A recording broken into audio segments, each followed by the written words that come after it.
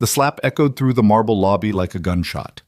50 guests turned to stare as the operations manager's hand connected with the quiet man's face, the man in worn jeans and a faded jacket who'd asked for nothing more than basic respect. He didn't flinch, didn't raise his voice. He simply pulled out his phone and made one call. 60 seconds later, the woman who'd struck him received a call that drained every drop of color from her face, because the nobody she'd just assaulted owned everything she was standing on. If you want to see arrogance meet accountability, stay until the end. Hit that like button and comment what city you're watching from. I want to see how far this story travels. The coastal highway stretched before Ethan Brooks like a ribbon of possibility, the afternoon sun turning the Pacific Ocean into a sheet of hammered gold. He'd been driving for 6 hours straight, his 12-year-old Honda Civic humming with the kind of reliable mediocrity that made luxury car salesmen weep. The back seat held a single duffel bag, a worn leather messenger bag containing his laptop, and a framed crayon drawing his 7-year-old son Marcus had made. A stick-figure dad and son building sandcastles under a smiling sun. Ethan's reflection in the rearview mirror showed a man who looked older than his 38 years. Dark circles shadowed eyes that had seen too many late nights reviewing acquisition reports and financial statements. His jaw, normally clean-shaven for video conferences with international investors, now carried 3 days of stubble. The white t-shirt and faded denim jacket he wore had cost maybe $40 combined, a far cry from the tailored suits that hung in his closet back in San Francisco. He preferred it this way. The exit for Azure Crest Resort appeared like a promise on the horizon. Ethan had purchased the property 18 months ago through a web of holding companies and investment vehicles so complex that even his own legal team sometimes needed flowcharts to explain the ownership structure. On paper, Azure Crest was owned by Meridian Holdings, which was owned by Pacific Trust Group, which was owned by Brooks Family Investments, which was controlled by Ethan Brooks. In practice, this meant absolutely no one at the resort had any idea who actually signed their paychecks. That anonymity was precisely the point. Ethan turned off the highway onto a private road lined with royal palms that swayed in the ocean breeze. The resort revealed itself gradually. First the manicured gardens where every bush was trimmed to geometric perfection, then the championship golf course where tiny figures in polo shirts tracked the arc of expensive golf balls, and finally the main building itself, a masterpiece of modern architecture that somehow managed to look both imposing and welcoming, all glass and white stone and sweeping curves that mimicked the waves beyond. He'd paid $143 million for this place, and he was about to walk in looking like he couldn't afford the parking fee. Ethan pulled into the circular drive, bypassing the valet station entirely and heading for the general parking area. A young valet in a crisp burgundy uniform started to wave him over, then seemed to think better of it when he got a good look at Ethan's vehicle. The kid's hand dropped, his professional smile cooling into something more neutral. The parking lot told its own story about Azure Crest's clientele. Mercedes, BMW, Lexus, Tesla. The automotive equivalent of a Fortune 500 company picnic. Ethan's Honda looked like it had wandered in from a different economic universe entirely. He parked between a gleaming white Range Rover and a midnight blue Porsche, both of which probably cost more than most people's houses. Grabbing his duffel and messenger bag, Ethan headed for the main entrance. His sneakers, genuine $20 specials from a discount store, not the $300 minimalist kind favored by tech billionaires slumming it, made soft sounds on the paved walkway. A couple in tennis whites passed him going the opposite direction, their conversation about the inadequacy of the resort's clay courts dying as they took in his appearance. The woman's eyes flicked from his worn clothes to his bags to his face, her expression shifting through a fascinating sequence. Curiosity, assessment, dismissal. Ethan had seen that look 1,000 times. He'd learned to find it useful. The lobby of Azure Crest Resort was designed to make an impression, and it succeeded spectacularly. The ceiling soared 30 feet overhead, all exposed beams and strategic skylights that created shifting patterns of light and shadow. The floor was Italian marble, the kind that cost more per square foot than most people's monthly rent.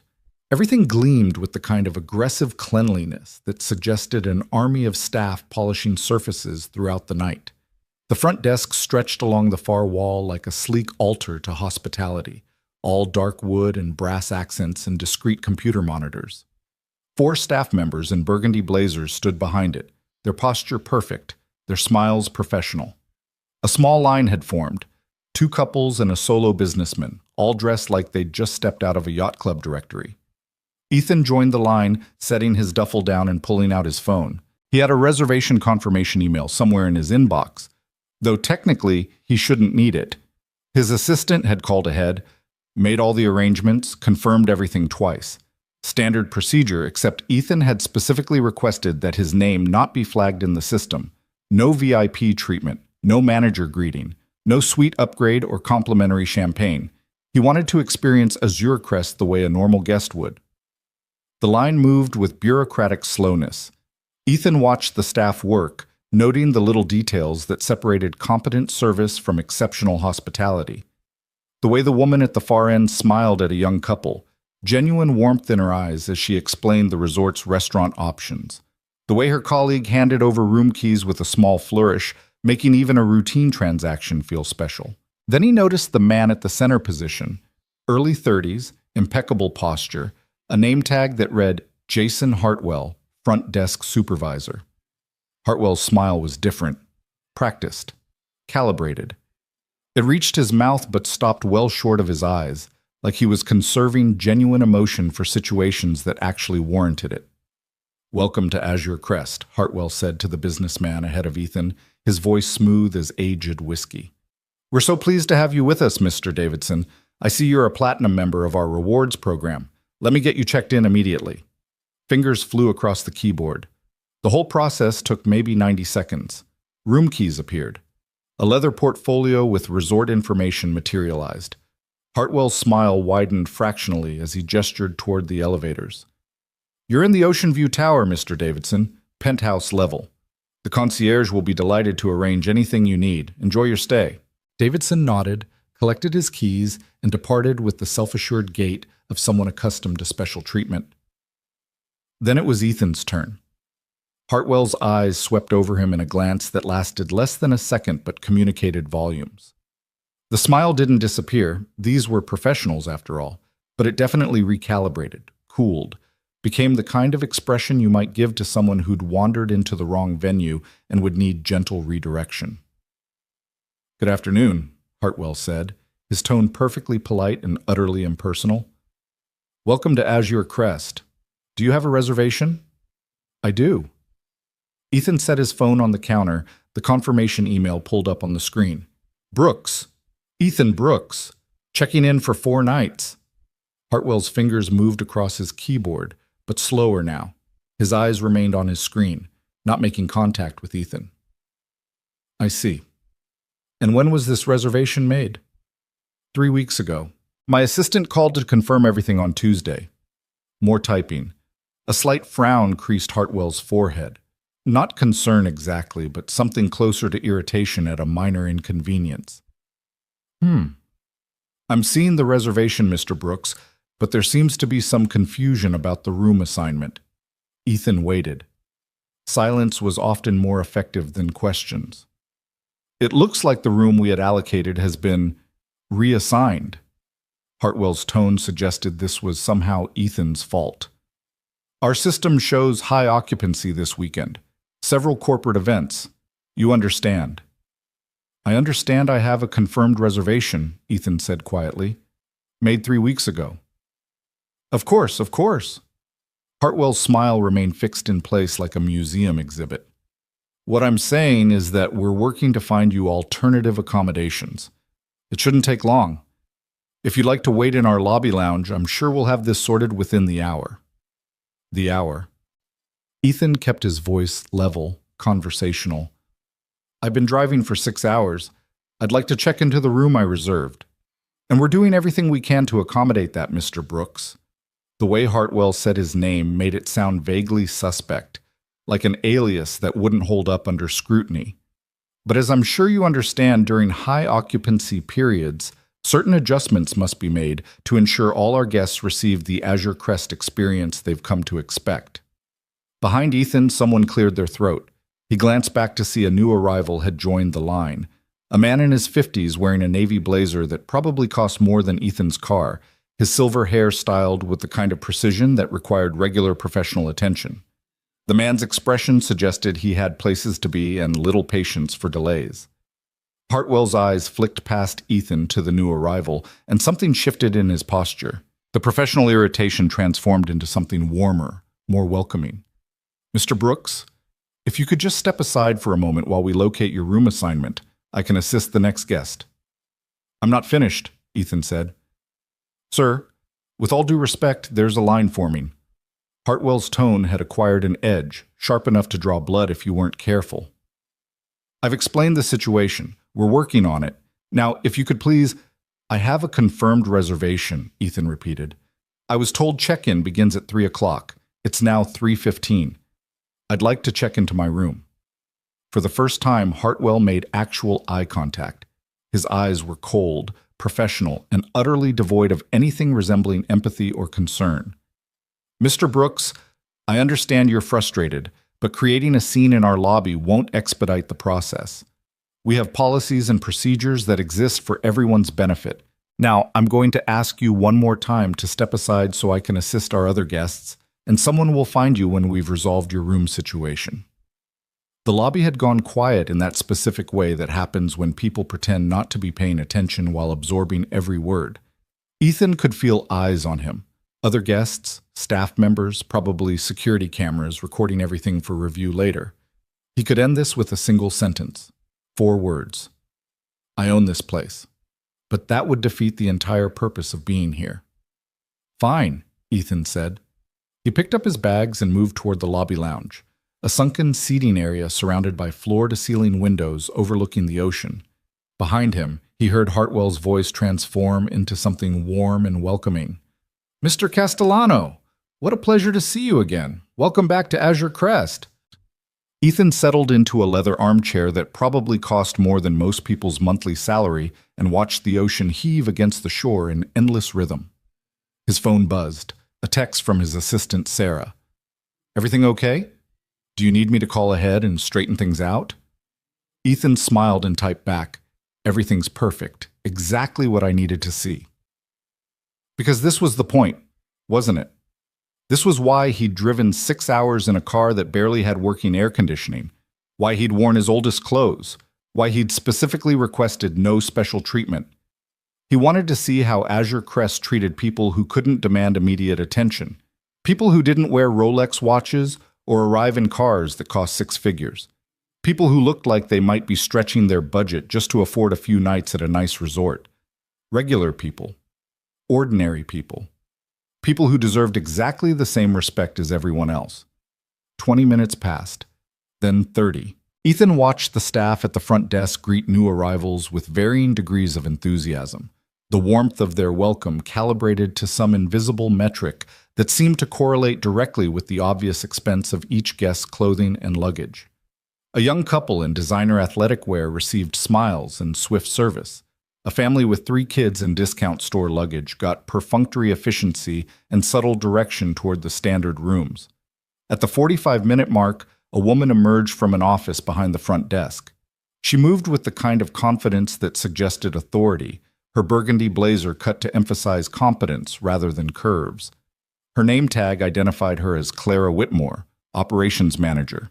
She was perhaps 40, with sharp features and sharper eyes that swept the lobby with the assessing gaze of someone cataloging problems that would need solving. Those eyes found Ethan, lingered for a moment, then moved on as if he were part of the furniture. Clara approached the front desk and spoke briefly with Hartwell, too quietly for Ethan to hear. Hartwell gestured toward the lounge area, toward Ethan, and said something that made Clara's expression tighten fractionally. She nodded once, straightened her blazer, and walked toward him with the measured pace of someone approaching an unpleasant but necessary task. "Mr. Brooks?" Her voice was professionally neutral, the oral equivalent of room temperature water. "I'm Clara Whitmore, the operations manager. I understand there's been some confusion with your reservation." Ethan stood, setting his phone aside. "No confusion on my end. I have a confirmed reservation for 4 nights starting today. I'd like to check in." Clara's smile was the kind that existed purely for professional purposes, utterly divorced from actual emotion. Of course, I've reviewed your reservation, and I want to assure you that we're working diligently to find appropriate accommodations. However, I'm sure you can understand that during peak season, with several corporate events happening simultaneously, our room inventory becomes quite limited. I made this reservation 3 weeks ago, Ethan said. Confirmed it earlier this week. Are you saying Azure Crest doesn't honor its reservations? Something flickered in Clara's eyes. Irritation quickly suppressed. We honor all confirmed reservations, Mr. Brooks.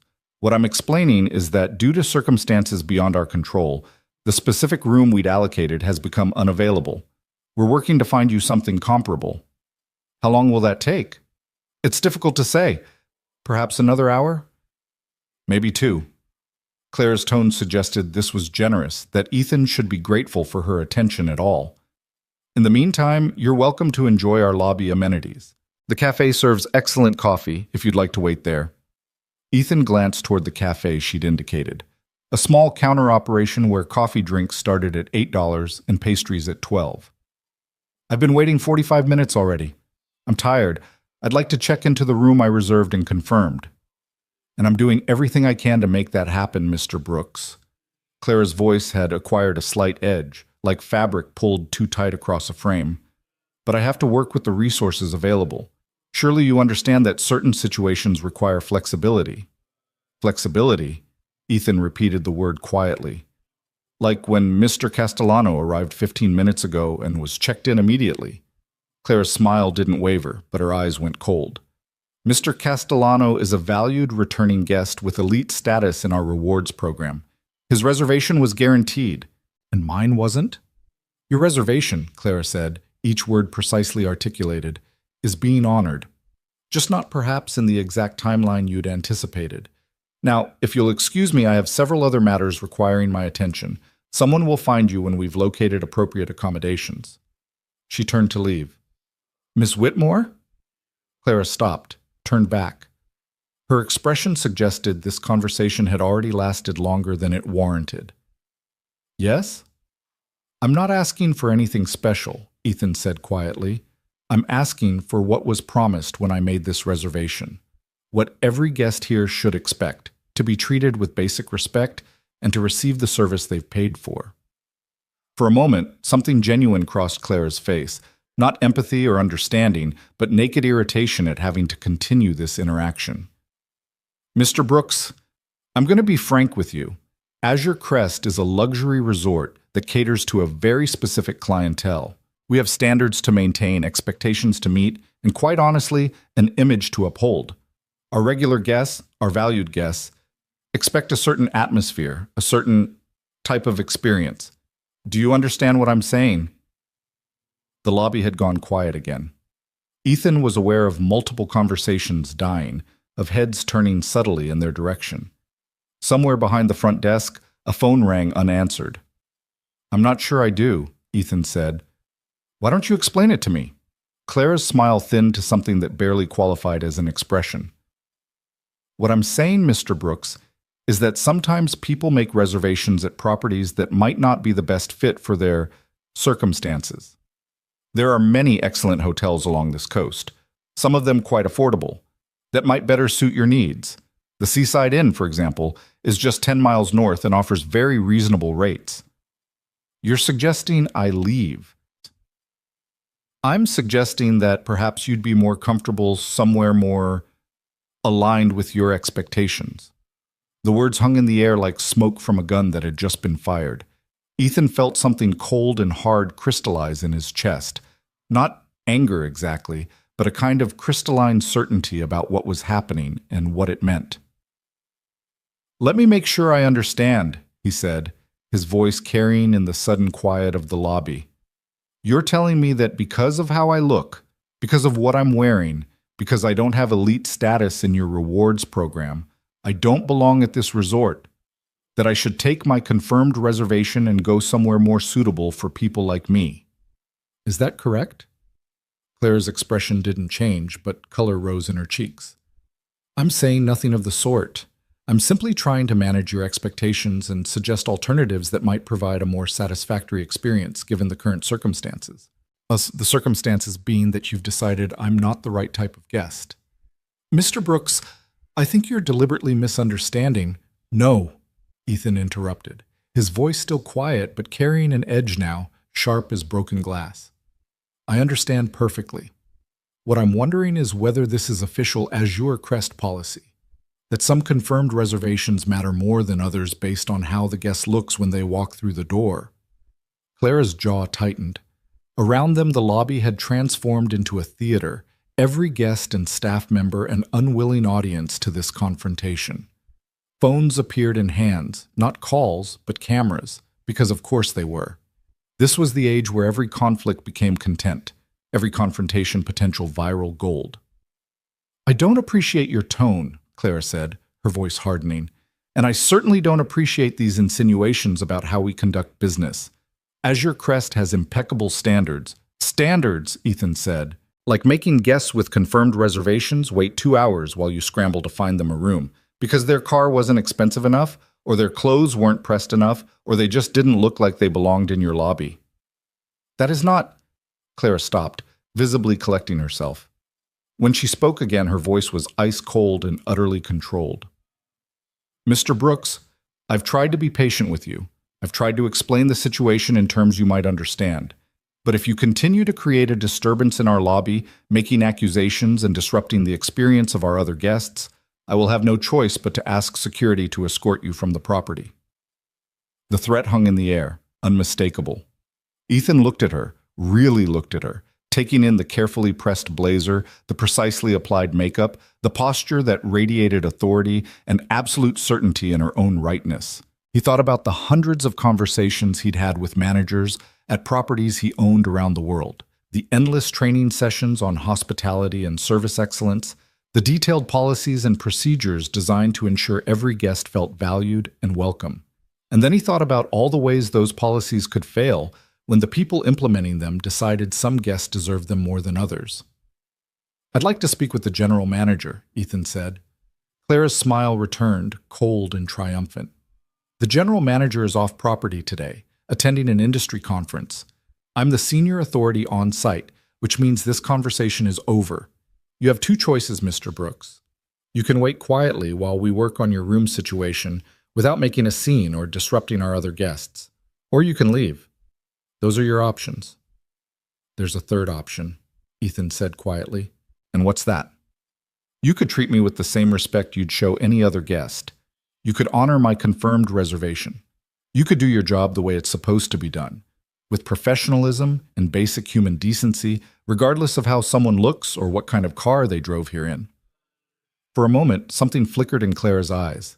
Surprise, maybe, that he'd stated it so plainly. Then her expression hardened into something that looked almost like contempt. Mr. Brooks, I've worked in hospitality for 15 years. I know our clientele. I know our standards. And I know when someone is trying to create a situation they can exploit. So let me be very clear. You will wait as long as it takes for us to find you a room, if we find you one at all. And if you don't like that, there's the door. She gestured toward the entrance, the movement sharp and dismissive. The lobby was absolutely silent now, 50 people watching, phones recording. A moment that would be analyzed and discussed and shared across social media within hours, Ethan was sure. He pulled out his phone.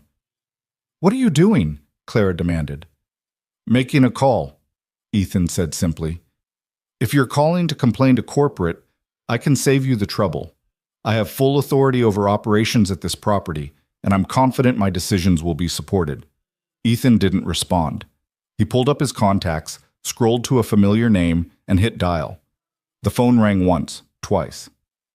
Sarah, Ethan said when his assistant answered. I need you to do something for me. Of course. What do you need? Pull the full employment file for Clara Whitmore, operations manager at Azure Crest. I want her complete history, hiring date, performance reviews, any complaints filed, everything. Clara's face had gone pale. What are you... You can't just... Also, Ethan continued, his voice still perfectly calm, I want a full audit of the front desk procedures and guest service protocols at this location. How reservations are prioritized, how room assignments are made, how staff are trained to handle difficult situations. Ethan, what's going on? Sarah's voice carried concern now. Just a little quality control, Ethan said. I'll explain later. How quickly can you get me that information? 20 minutes for the employment file. The audit will take longer. 20 minutes is fine. Send it to my email. Thanks, Sarah. He ended the call and looked at Clara, whose face had transformed from pale to flushed, her professional composure cracking like ice under pressure. Who are you? She whispered. Someone who's very interested in how this resort treats its guests, Ethan said quietly. Someone who believes that respect shouldn't be contingent on wealth or status, or whether you look like you belong in a 5-star lobby. Clara's phone rang, the sound cutting through the tension like a knife. She pulled it from her pocket with shaking hands, glanced at the screen, and went absolutely white. I need to take this, she said, her voice barely audible. Please do, Ethan said. Clara walked quickly toward her office, the phone pressed to her ear, her confident stride reduced to something closer to a stumble. Through the glass walls of her office, Ethan could see her talking, her face growing progressively more stricken with each passing second. At the front desk, Hartwell and the other staff members stood frozen, professional smiles abandoned, uncertainty written across their faces. The lobby remained silent, everyone watching, waiting to see what happened next. Ethan picked up his bags and sat back down in the leather armchair, perfectly calm, perfectly patient. His phone buzzed with an incoming email. He opened it, scanned the contents, and smiled faintly. Clara's employment file, complete with performance reviews, incident reports, and several complaints from guests about discriminatory treatment, all carefully documented, all filed away, all ignored by management because her guest satisfaction scores had remained high among the right kind of guests. The office door opened. Clara emerged, her face the color of old parchment, her hands visibly trembling. She walked toward Ethan like someone approaching the gallows, each step seeming to require tremendous effort. When she reached him, she stopped, opened her mouth, closed it again. Words seemed to fail her entirely. Yes? Ethan prompted gently. I've been informed, Clara said, each word emerging like a physical object she had to force out, that I've made a serious error in judgment. Have you? She swallowed hard. I apologize for any inconvenience or disrespect you experienced. Your room is ready immediately. If you'll follow me, I'll personally ensure you're settled in. Ethan stood slowly, picking up his bags. That won't be necessary. I'm sure the front desk can handle check-in from here. Please, Clara whispered. You're supposed to treat every guest with respect, Ethan said quietly. From the moment they walk through the door until the moment they leave, regardless of how they look, what they wear, or what kind of car they drive. That's the job. That's always been the job. Tears were forming in Clara's eyes now, her professional armor completely shattered. I know, I'm sorry. I'm so sorry. Don't apologize to me, Ethan said. Apologize to every guest you've ever treated like they didn't belong because they didn't meet your arbitrary standards of what a valued guest should look like. He walked past her toward the front desk, where Hartwell stood frozen, his face the color of spoiled milk. I believe I'm ready to check in now, Ethan said quietly. Hartwell's hands shook as he typed, the confident efficiency of earlier completely evaporated. Of course, Mr. Brooks, right away. Your room is ready. Premium Ocean View Suite, complimentary upgrade, and please, anything you need, anything at all. Just the room I reserved, Ethan interrupted. Nothing more, nothing less. Just what every guest should receive, what they've paid for, what they've been promised. The room keys appeared on the counter like an offering at an altar. Ethan collected them and turned toward the elevators, aware of 50 pairs of eyes tracking his movement, aware of the whispered conversations already beginning, aware that in offices behind the scenes, phones were ringing and emails were flying, and the machinery of corporate consequence was grinding into motion. But that could wait until tomorrow. Tonight, he just wanted to rest in a room overlooking the ocean, look at his son's drawing, and think about all the changes that would need to be made to ensure this never happened to anyone else. The elevator doors closed on a lobby full of stunned faces and unanswered questions. And Ethan Brooks, owner of Azure Crest Resort and 17 other luxury properties around the world, finally allowed himself a small, tired smile. Because sometimes the most powerful thing you could do was simply refuse to accept being treated as less than human. Sometimes the most radical act was demanding basic respect. And sometimes, just sometimes, accountability arrived in the form of a quiet man in worn clothes who knew exactly who he was, regardless of who anyone else thought he should be. The suite was everything Azure Crest promised in its glossy brochures: floor-to-ceiling windows framing an endless expanse of ocean, furniture that managed to be both elegant and comfortable, a bathroom larger than some studio apartments. Ethan set his duffel bag on the king-sized bed and stood for a moment, simply breathing, letting the tension of the past hour drain from his shoulders. His phone buzzed. Sarah again. I'm getting calls from the resort. Clara Whitmore's supervisor wants to know what happened. Should I loop in legal? Ethan typed back. Not yet. Let me handle this my way. I'll call you in the morning. You're sure you're okay? I'm fine. Thanks for having my back. Always. He set the phone on the nightstand and walked to the window. The sun was beginning its descent toward the horizon, painting the sky in shades of amber and rose. Somewhere down on the beach, a family was building sandcastles while waves lapped at their feet. The father, younger than Ethan, shirtless and sunburned, laughed as his daughter dumped a bucket of wet sand on his head. Ethan thought of Marcus, who would arrive tomorrow afternoon with Ethan's mother. 3 days of actual vacation, of being a dad instead of a CEO, of building sandcastles and collecting shells, and maybe teaching his son to body surf in the gentle waves.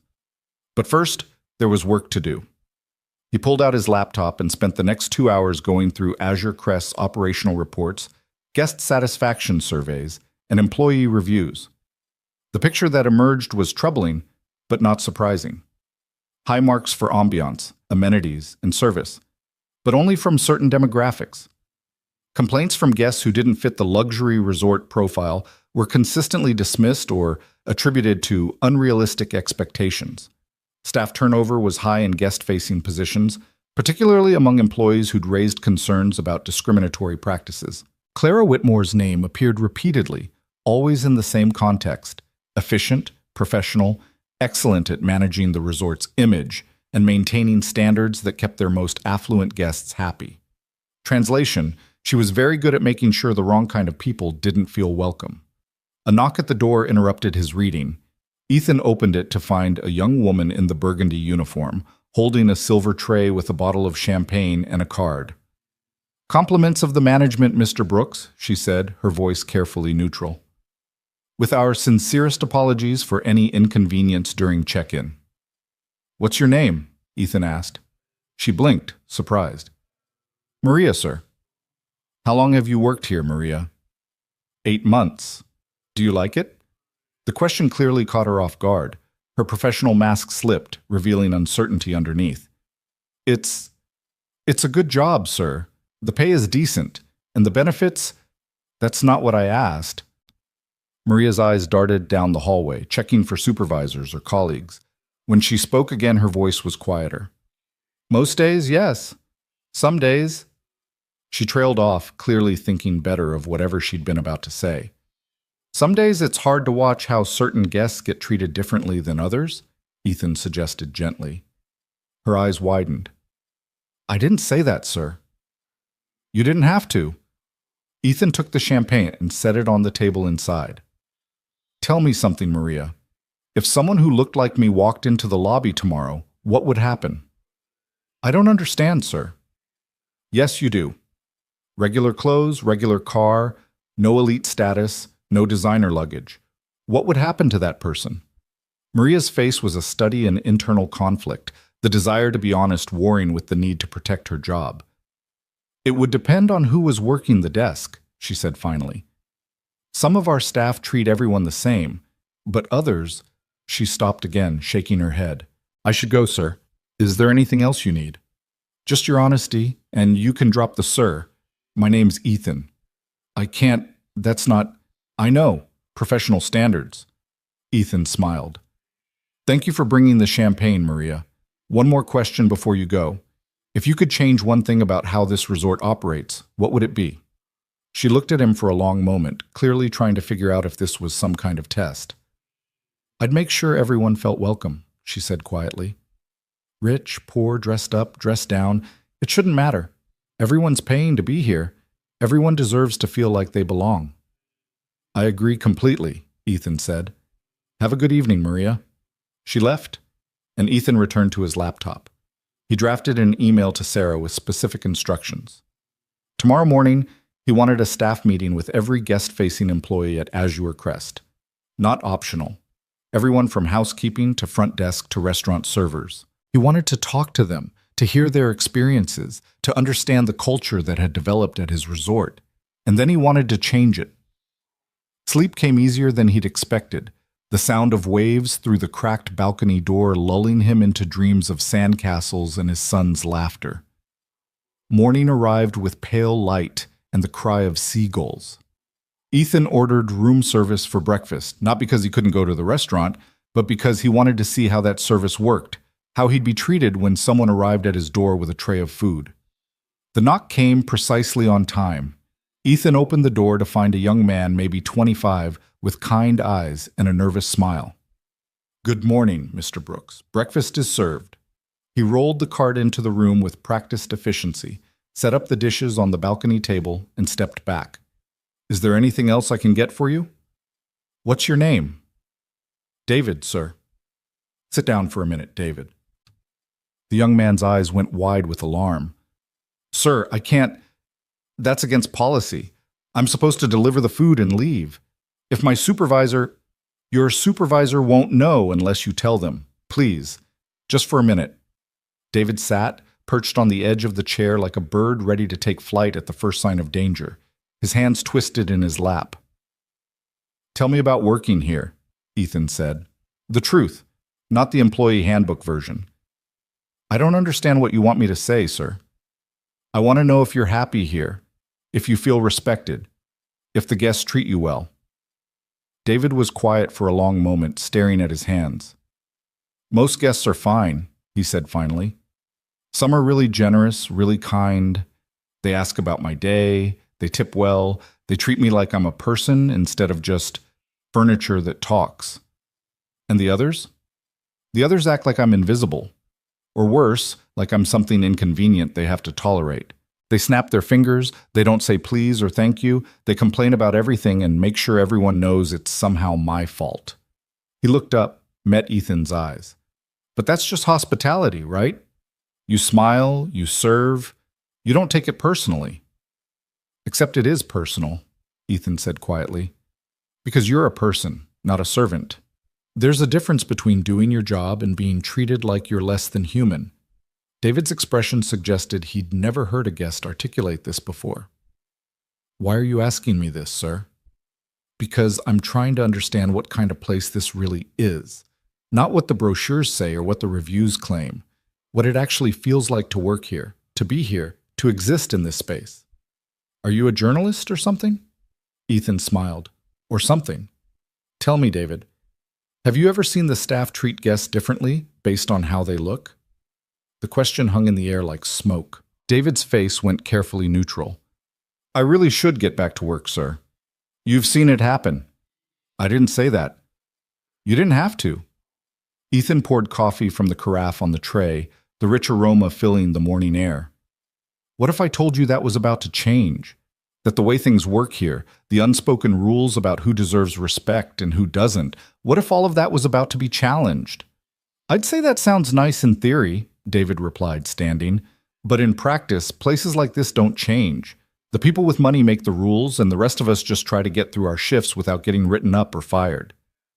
"You sound like you've thought about this." "I've worked in hospitality for 7 years, sir. I've thought about it a lot." David moved toward the door, then paused. "Can I ask you something?"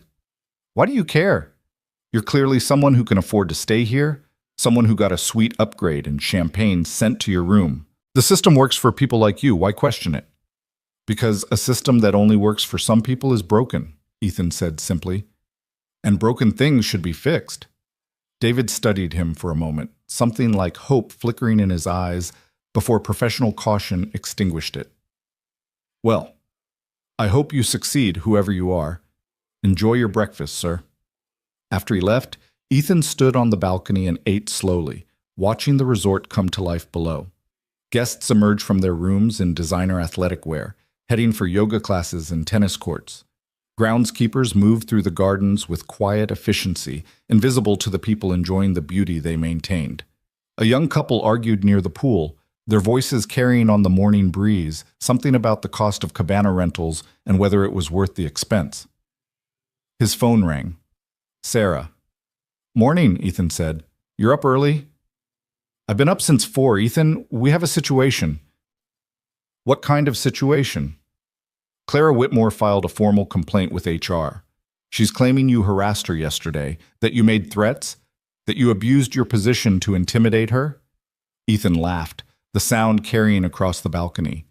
"She's trying to get ahead of it. Smart, actually. What's her version of events? That you arrived making unreasonable demands, that you became verbally aggressive when she tried to explain standard procedures, and that you used your ownership status to threaten her job security because she didn't provide immediate VIP treatment." "And what did you tell HR?" "Nothing yet. I wanted to talk to you first. But Ethan, she's also claiming the lobby incident was recorded by guest cell phones and that the videos make you look aggressive. She's painting herself as the victim of a wealthy owner who doesn't understand operational realities." "Do we have security footage from the lobby?" "Already requested it. Should have it within the hour." "Yes." "Good. Let HR know I'll be providing a full statement, including documentation of multiple guest complaints about discriminatory treatment under Clara's management. Also, I want that staff meeting this morning, 10 o'clock, everyone. Already scheduled. The staff is nervous. Word's gotten around about what happened." "Good. They should be thinking about it. See you at 10. Ethan spent the next hour reviewing security footage Sarah emailed him. The video told the story clearly. His calm requests met with dismissiveness, Clara's barely concealed contempt, the way staff jumped to serve other guests while he waited. The audio was particularly damning, catching Clara's suggestion that he'd be more comfortable at a more affordable property. At 9:45, Ethan walked downstairs dressed in the same worn jeans and faded jacket from yesterday. He wanted the staff to see him exactly as he was, not transformed into some corporate executive in an expensive suit. The meeting was scheduled in the resort's largest conference room, a space typically used for corporate retreats and wedding receptions. When Ethan arrived, he found it packed with nervous-looking employees in burgundy uniforms, housekeepers, front desk staff, servers, groundskeepers, kitchen workers. Easily 200 people crammed into a space designed for half that. At the front of the room stood Sarah, her tablet in hand, flanked by the resort's assistant manager and head of human resources. Clara Whitmore sat in the front row, her spine rigid, her face carefully composed into professional neutrality. The room went silent when Ethan entered. He walked to the front without preamble, shaking Sarah's hand and nodding to the other executives. Then he turned to face the assembled staff. "Good morning," he said simply. "My name is Ethan Brooks. I own this resort." The silence deepened, became something almost physical. 200 pairs of eyes fixed on him with varying expressions: shock, curiosity, fear, confusion. "Yesterday afternoon," Ethan continued, "I checked into Azure Crest as a regular guest. I didn't announce who I was. I didn't ask for special treatment. I wanted to experience this resort the way any ordinary person would. Someone who'd saved up for a special vacation, who'd made a reservation weeks in advance, who showed up tired and hoping for a warm welcome." He paused, let that sink in. "Instead, I was ignored, dismissed, and eventually told that I might be more comfortable at a cheaper hotel because I didn't fit the image this resort wants to project. I was treated like I didn't belong because of how I looked, what I wore, and the car I drove, and when I asked for basic respect, I was threatened with removal by security." Murmurs rippled through the crowd. Staff members exchanged glances. Clara's face had gone pale. Now I could stand here and talk about how disappointed I am, how this isn't what Azure Crest represents, how we're better than this. But that would be a lie. Ethan's voice remained calm, conversational, but carried clear authority. Because the truth is, this is exactly what Azure Crest has become under current management. A place where dignity is conditional, where respect depends on wealth, where some guests matter more than others.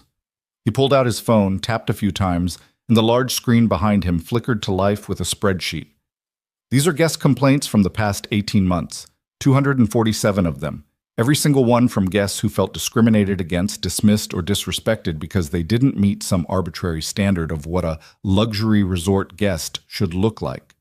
He scrolled through the data. African-American family told the pool area was at capacity when they could clearly see empty loungers. Elderly couple on a fixed income questioned repeatedly about how they were paying for their room. Young couple arriving on motorcycles told to use the service entrance instead of the main lobby. Single mother with 3 kids asked if she was sure she could afford the resort's restaurant. The room was absolutely silent now. Every one of these complaints was filed, Ethan continued. Every one was documented, and every single one was dismissed as a misunderstanding or attributed to the guests' unrealistic expectations, because it was easier to blame the guests than to examine the culture we'd created. He turned to face Clara directly. Ms. Whitmore, would you like to explain to your colleagues why a confirmed reservation for someone who didn't look wealthy enough was treated as negotiable? Clara stood, her composure cracking but not breaking entirely. Mr. Brooks, with all due respect, running a luxury resort requires maintaining certain standards. Certain standards, Ethan interrupted quietly, or certain prejudices? That's not fair. I've dedicated 15 years to hospitality. I've maintained guest satisfaction scores above 90%. Among guests you deemed worthy of satisfaction. What about the others, Clara? The ones who didn't wear Rolex watches or arrive in Mercedes? Where are their satisfaction scores? Clara's mouth opened, closed. No words came. Ethan turned back to the assembled staff. Here's the truth. Every person who makes a reservation at this resort, who pays our rates, who chooses to spend their hard-earned money here, they all deserve the same level of respect and service. The billionaire in the penthouse and the school teacher in a standard room, the CEO in a tailored suit and the mechanic in work boots. Everyone. He began to pace, his voice rising slightly with conviction. Some of you have witnessed this discrimination. Some of you have participated in it, maybe without even realizing what you were doing. And some of you have spoken up about it and been told to mind your own business, that this is just how things work at a 5-star resort. Heads nodded throughout the room. People who'd been staring at the floor met his eyes. That ends today, Ethan said firmly. As of this moment, Azure Crest has new policies. 1. Every confirmed reservation is honored. No exceptions based on appearance or perceived wealth. 2. Every guest is greeted with the same warmth and professionalism from the moment they arrive until they leave. 3. Any employee caught discriminating against guests based on appearance, race, age, or economic status will be terminated immediately. Not disciplined, not retrained. Terminated. The weight of those words settled over the room like a physical presence. But I'm not just interested in punishment, Ethan continued, his tone softening. I want to understand how we got here. How a company founded on principles of hospitality and service drifted into this kind of behavior. So I'm asking, anyone who has something to say, who's witnessed problems, who has ideas about how to fix this, I want to hear from you. For a long moment, nobody moved. Then, slowly, a hand rose in the back of the room. Maria, the young woman who'd delivered champagne to his room. Yes, Ethan said. Maria stood, her voice trembling slightly. Mr. Brooks, I've worked here for 8 months. And in that time, I've seen a lot of things that didn't feel right. But when I asked my supervisor about it, I was told that luxury hospitality means catering to our most valuable guests, that we should focus our attention on the people who can afford to come back, who can afford to spend money in our restaurants and spa. Who told you that? Ethan asked. Maria's eyes flicked to Clara, then away. It was in our training, not officially, but there were examples given. Ways to identify high-value guests versus budget travelers. We were taught to prioritize our time accordingly. Another hand went up. David, the room service attendant. I've been here 3 years, he said, standing. And I've watched good people get fired for treating the wrong guests too well. There was a woman in housekeeping who spent extra time helping an elderly couple who were struggling with their luggage. Her supervisor wrote her up for inefficiency. She quit 2 weeks later because she couldn't stand the culture anymore. More hands rose. The floodgates had opened. A woman in her 50s, wearing a housekeeping supervisor uniform. I've been told explicitly to prioritize rooms for guests with higher spending patterns. If someone's only paying for a basic room and not using resort services, they get cleaned last, get fewer amenities, less attention. A young man from the restaurant staff. We're trained to recognize luxury brands, expensive watches, designer clothes. Those guests get seated first, get more attentive service, get offered premium menu items. Everyone else gets the standard treatment. The stories poured out, each one adding another piece to the picture of a culture that had systematically devalued human dignity in favor of profit margins and elite satisfaction. Ethan listened to all of it, his expression grave. When the voices finally quieted, he turned to Clara. Did you create this culture? Clara's face was streaked with tears now, her professional composure completely shattered. I was doing my job. I was meeting expectations set by corporate, by ownership, by who? Ethan demanded. Who told you to treat people like they were less than human if they didn't meet arbitrary wealth standards? It's industry standard.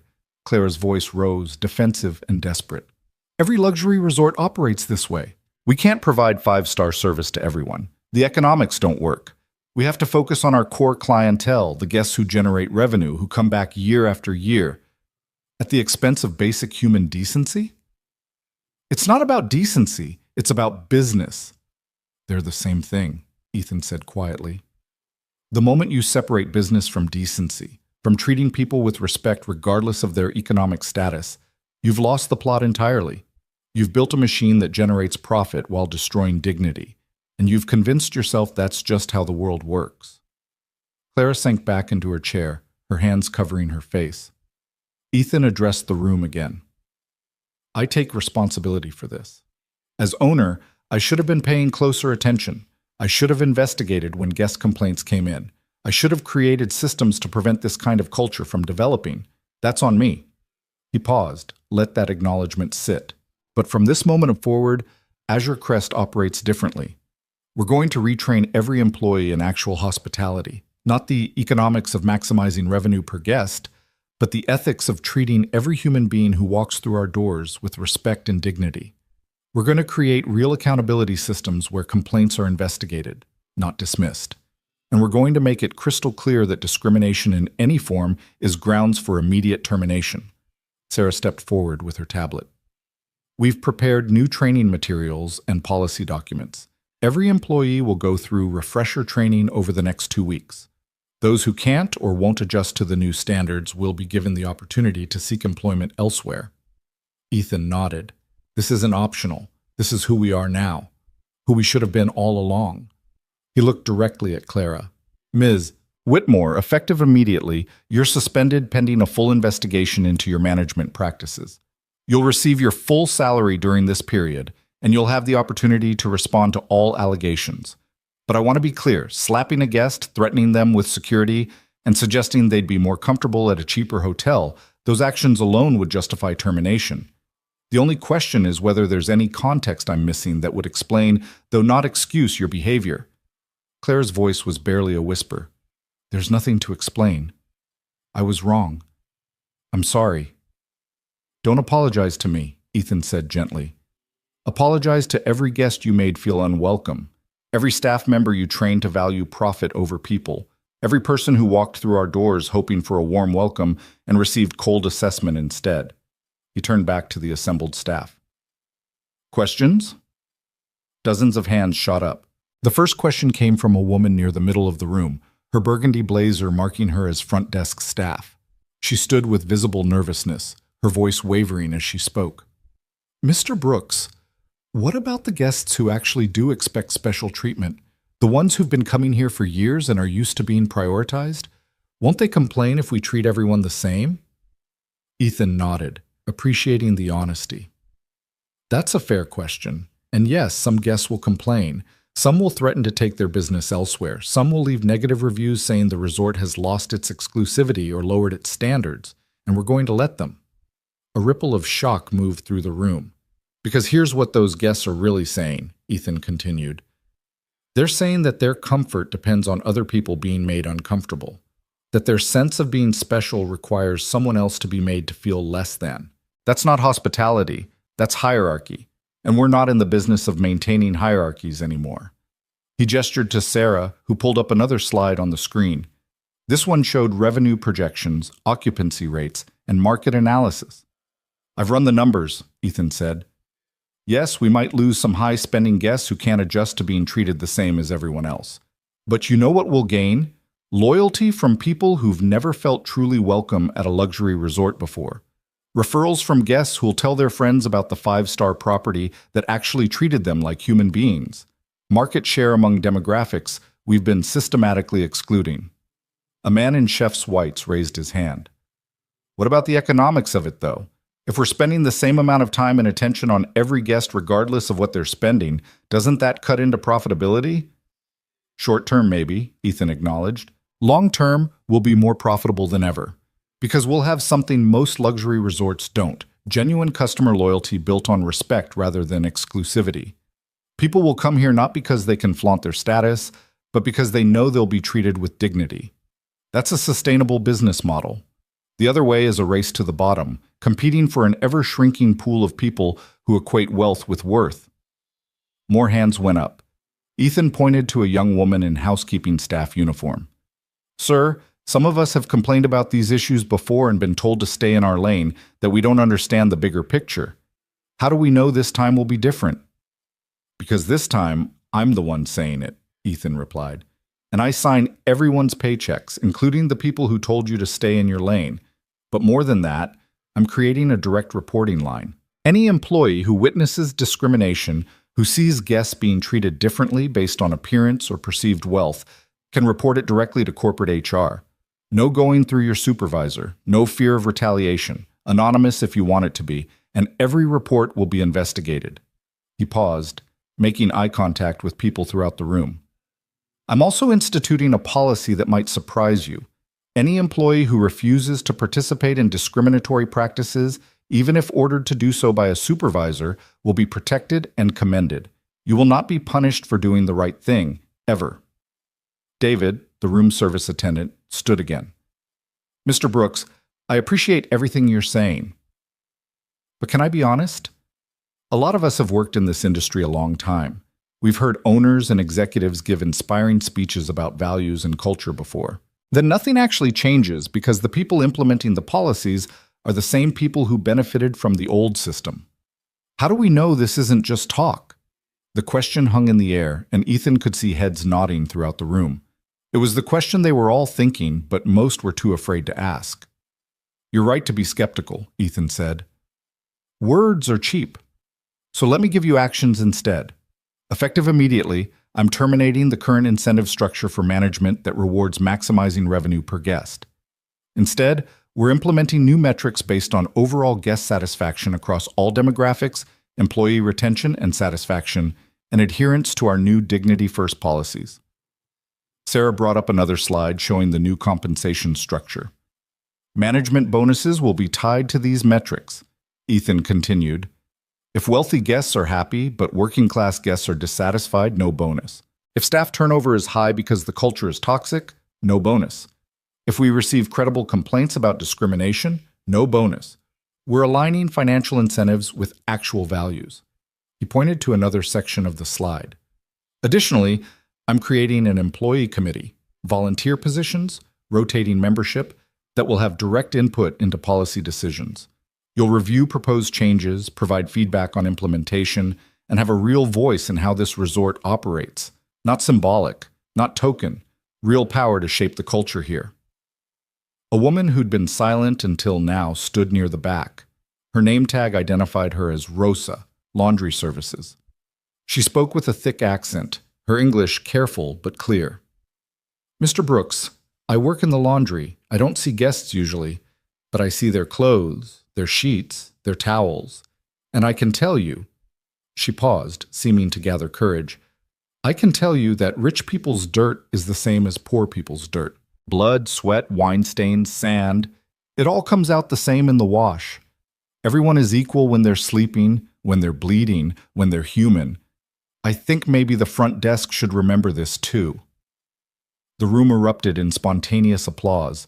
Rosa sat down quickly, her face flushed, but Ethan saw the small smile on her lips. Rosa just articulated our new philosophy better than I ever could, Ethan said when the applause died down. Everyone is equal in their humanity. That's not a slogan. That's a fact. And starting today, it's how we operate. He checked his watch. They'd been at this for over an hour, but the questions kept coming, each one revealing another layer of dysfunction that had calcified into standard practice. A bellhop asked about the unwritten rule that luggage for budget travelers could wait, while luxury guests received immediate attention. A spa attendant described being reprimanded for spending too much time with a client who'd only booked a basic massage instead of the premium package. A valet shared that they'd been trained to judge guests by their vehicles and adjust their service accordingly. Ethan listened to all of it, occasionally asking clarifying questions, always treating each concern with serious attention. Sarah took notes on her tablet, flagging issues for immediate policy changes. Finally, after nearly 2 hours, the questions slowed. Ethan could see exhaustion and something like cautious hope on the faces before him. "Last question," he said, pointing to Jason Hartwell, the front desk supervisor who'd dismissed him yesterday. Hartwell stood slowly, his face pale. "Mr. Brooks, I owe you an apology. What I did yesterday was inexcusable. I saw you as someone who didn't belong here, and I treated you accordingly. I was wrong, and I'm sorry." "Do you understand why you were wrong?" Ethan asked. Hartwell swallowed hard. "Because everyone who makes a reservation deserves respect. Because my job is to serve guests, not judge them. Because I let assumptions about wealth determine how I treated another human being. And if I hadn't turned out to be the owner, if I'd just been a regular guy who'd saved up for a vacation, would your behavior have been any less wrong?" "No, sir. It would have been exactly as wrong." Ethan nodded. "Then we understand each other. Jason, you're suspended for 1 week without pay. Use that time to think about whether you can commit to our new standards. If you can, you'll have a job here when you return. If you can't, we'll help you find employment elsewhere. No hard feelings either way. But this is your choice." "I can commit, sir. I will commit." "Then I'll see you in a week." Ethan addressed the full room one final time. "This meeting is adjourned. You all have jobs to do, and I've kept you long enough. But remember, as of today, Azure Crest stands for something different. We're not just a luxury resort. We're a place where every person, regardless of wealth or status, can expect to be treated with dignity and respect. That's our brand now. That's who we are. Anyone who can't live with that should start looking for work elsewhere." The staff filed out slowly, their conversation subdued but animated. Ethan caught fragments as they passed: surprise, hope, skepticism, excitement, all swirling together into the complex reaction of people who'd been promised change before and learned not to trust it. When the room had cleared except for Sarah and the HR director, Ethan sank into a chair. "Well," Sarah said, "that was something. Think they believed me?" "Some did, some didn't. Most are in wait-and-see mode, which is probably smart." She scrolled through her notes. "We've got about 40 policy changes to implement based on what came up in that meeting. I'll have drafts ready by tomorrow." The HR director, a woman named Patricia Chen, spoke up. "Mr. Brooks, I need to be frank with you. What you're proposing, it's admirable, but it's going to be messy. We'll lose staff who can't or won't adjust. We'll lose guests who liked things the way they were. Revenue will probably dip before it recovers. Are you prepared for that?" "I am," Ethan said. "Are you?" Patricia smiled slightly. "I've been waiting 15 years for someone to actually mean it when they talk about values over profits. So yes, I'm prepared. I'm also going to hold you to every promise you made in there." "Please do." After they left, Ethan sat alone in the conference room for a long time, staring at the ocean visible through the floor-to-ceiling windows. His phone buzzed with incoming messages. His mother confirming she and Marcus would arrive around 2, several board members requesting urgent calls about the situation at Azure Crest, his lawyer wanting to discuss liability issues related to Clara's suspension. All of it could wait. He walked out through the lobby, which had transformed since yesterday. Staff moved with the same professional efficiency, but there was something different in the air: a tension, an awareness, a sense that everyone was being watched and evaluated. Several employees made eye contact as he passed, offering small nods or cautious smiles. Outside, the resort grounds sparkled in the late morning sun. Guests lounged by the pool, played tennis on immaculate courts, strolled through gardens that looked like they'd been manicured by obsessive artists.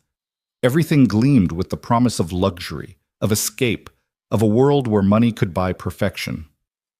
But Ethan knew the truth. Money could buy comfort, convenience, beautiful spaces. It couldn't buy dignity. It couldn't buy genuine respect. Those things had to be freely given, human to human, regardless of economic equations or profit margins. He found himself walking toward the beach, drawn by the endless rhythm of waves. A few guests dotted the sand, a couple doing yoga near the water, kids building an elaborate castle, an elderly man sitting alone with a book. No one paid Ethan any attention in his worn clothes and faded jacket. He was invisible here, just another body moving through space. Perfect. He sat down in the sand, pulled out his phone, and called his son. Marcus answered on the second ring, his 7-year-old voice bright with excitement. "Dad, Grandma says we're leaving soon. She says the resort has a pool and a beach, and I can learn to swim in the ocean." "All true," Ethan said, his heart lightening at the pure joy in his son's voice. "You ready for some serious sandcastle construction?" "I've been practicing. Grandma bought me new buckets and everything." "That's my boy. Listen, Marcus, when you get here, I need you to do something for me." "What?" "I need you to treat everyone you meet with kindness. The people who work here, the other guests, everyone. Can you do that?" "I always do, Dad. You taught me that." "I know, but sometimes grown-ups forget. So I need you to remind me, okay? If you ever see me treating someone without respect, I need you to call me out on it." Marcus was quiet for a moment. "Is everything okay, Dad? You sound weird." "Everything's fine, better than fine. I'm just remembering what's important." "Okay. Hey, Dad, can we get ice cream when I get there?" "As much as you want, buddy. See you soon." After hanging up, Ethan sat watching the waves for a while longer. A shadow fell across the sand beside him, and he looked up to find Maria, the young woman from room service, standing there in her uniform. "Mr. Brooks, I'm sorry to interrupt your break, but I wanted to say something." "Sit," Ethan offered, gesturing to the sand beside him. Maria sat carefully, smoothing her uniform skirt.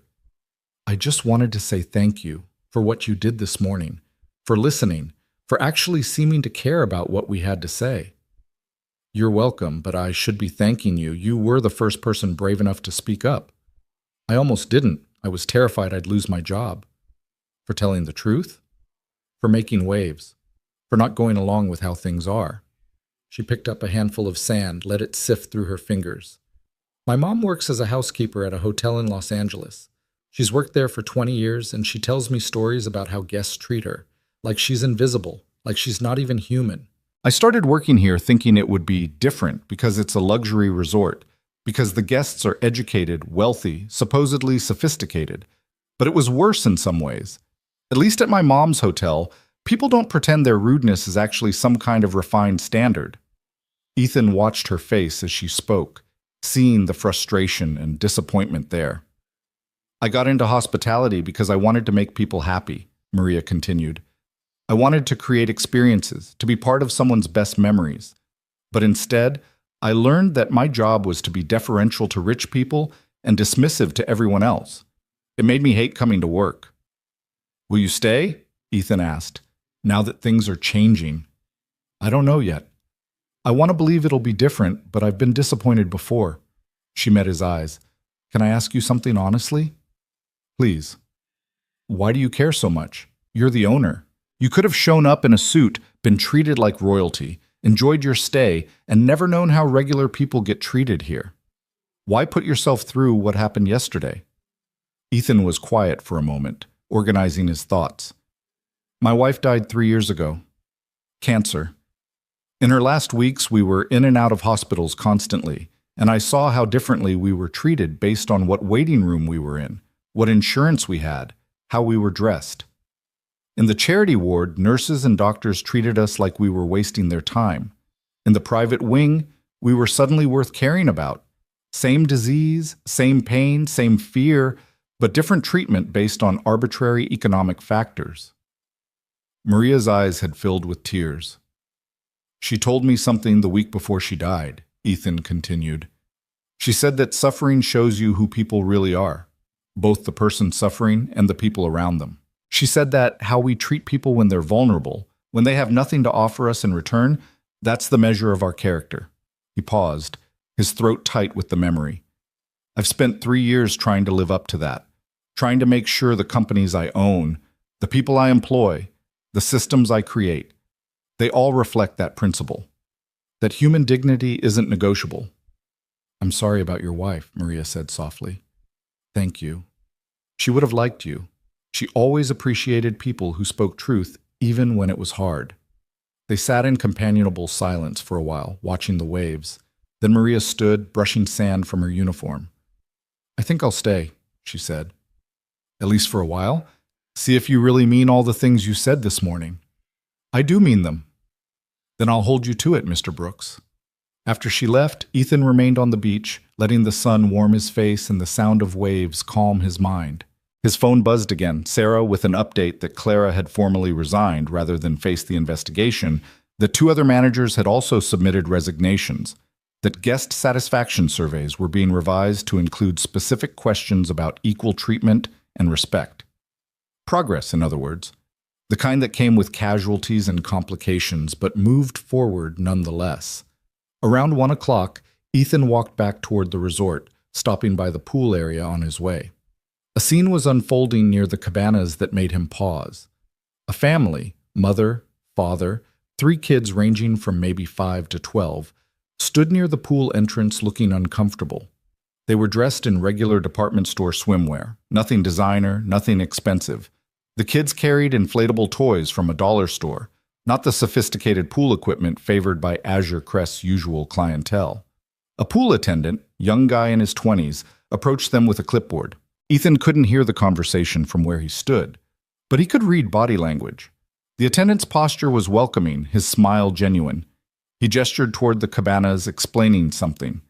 The mother shook her head, probably declining because of the cost, and the attendant nodded, understanding, then pointed toward the regular lounge chairs with the same enthusiasm he'd shown for the premium options.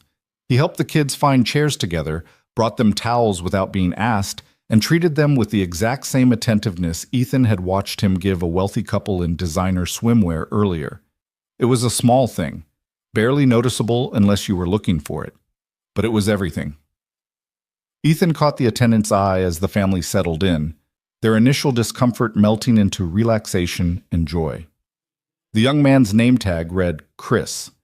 Ethan made a mental note to find out his full name to make sure he was recognized for getting it right. Because that was the thing about culture change. It wasn't just about the big dramatic moments, the speeches and policy announcements and structural reforms. It was about 10,000 small moments like this one, where individual people made individual choices to treat other people with dignity and respect. His phone rang. His mother. Ethan, we're about 20 minutes away. Marcus is bouncing in his seat like a kangaroo on espresso. Where should we meet you? I'll be in the lobby. Can't wait to see you both. Ethan, everything okay? You sound different. Everything's good, Mom. Really good. See you soon. He walked into the lobby with 15 minutes to spare, settling into the same chair where he'd waited yesterday. The front desk staff were different today. The day shift had ended, evening crew taking over. But he noticed the change in atmosphere immediately. Staff made eye contact with every guest who entered, regardless of appearance. Smiles seemed more genuine, less calculated. Or maybe he was just projecting hope onto observed behavior. A woman approached the desk carrying a baby, a toddler clinging to her leg, obvious exhaustion in every line of her body. She wore yoga pants and a t-shirt that had seen better days, her hair pulled back in a practical ponytail. Yesterday, Ethan suspected she would have been made to wait while better-dressed guests were served first. Today, the front desk clerk, a woman Ethan didn't recognize from yesterday's meeting, greeted her with immediate warmth. Welcome to Azure Crest. You must be Mrs. Patterson. We have your room ready, and I've made sure you're close to the elevator since I see you have little ones with you. The relief on the young mother's face was profound. Thank you. It's been a long drive. I can imagine. Let me get you checked in quickly so you can get these sweet babies settled. Are you celebrating anything special? Our anniversary. First real vacation since the kids were born. How wonderful! Congratulations! I'm going to send up some sparkling cider and fresh fruit, compliments of the resort. And if you need anything at all, anything, please don't hesitate to call the front desk. We're here to make your stay special." Ethan watched the interaction with something approaching satisfaction. Small victory, but genuine. One family made to feel welcome instead of judged. One moment of basic human kindness in a place that had forgotten how to offer it freely. The lobby doors opened, and Marcus came barreling through like a small joy-powered missile, his grandmother following at a more sedate pace. The 7-year-old's eyes went wide, taking in the soaring ceiling, the marble floors, the ocean view visible through the windows.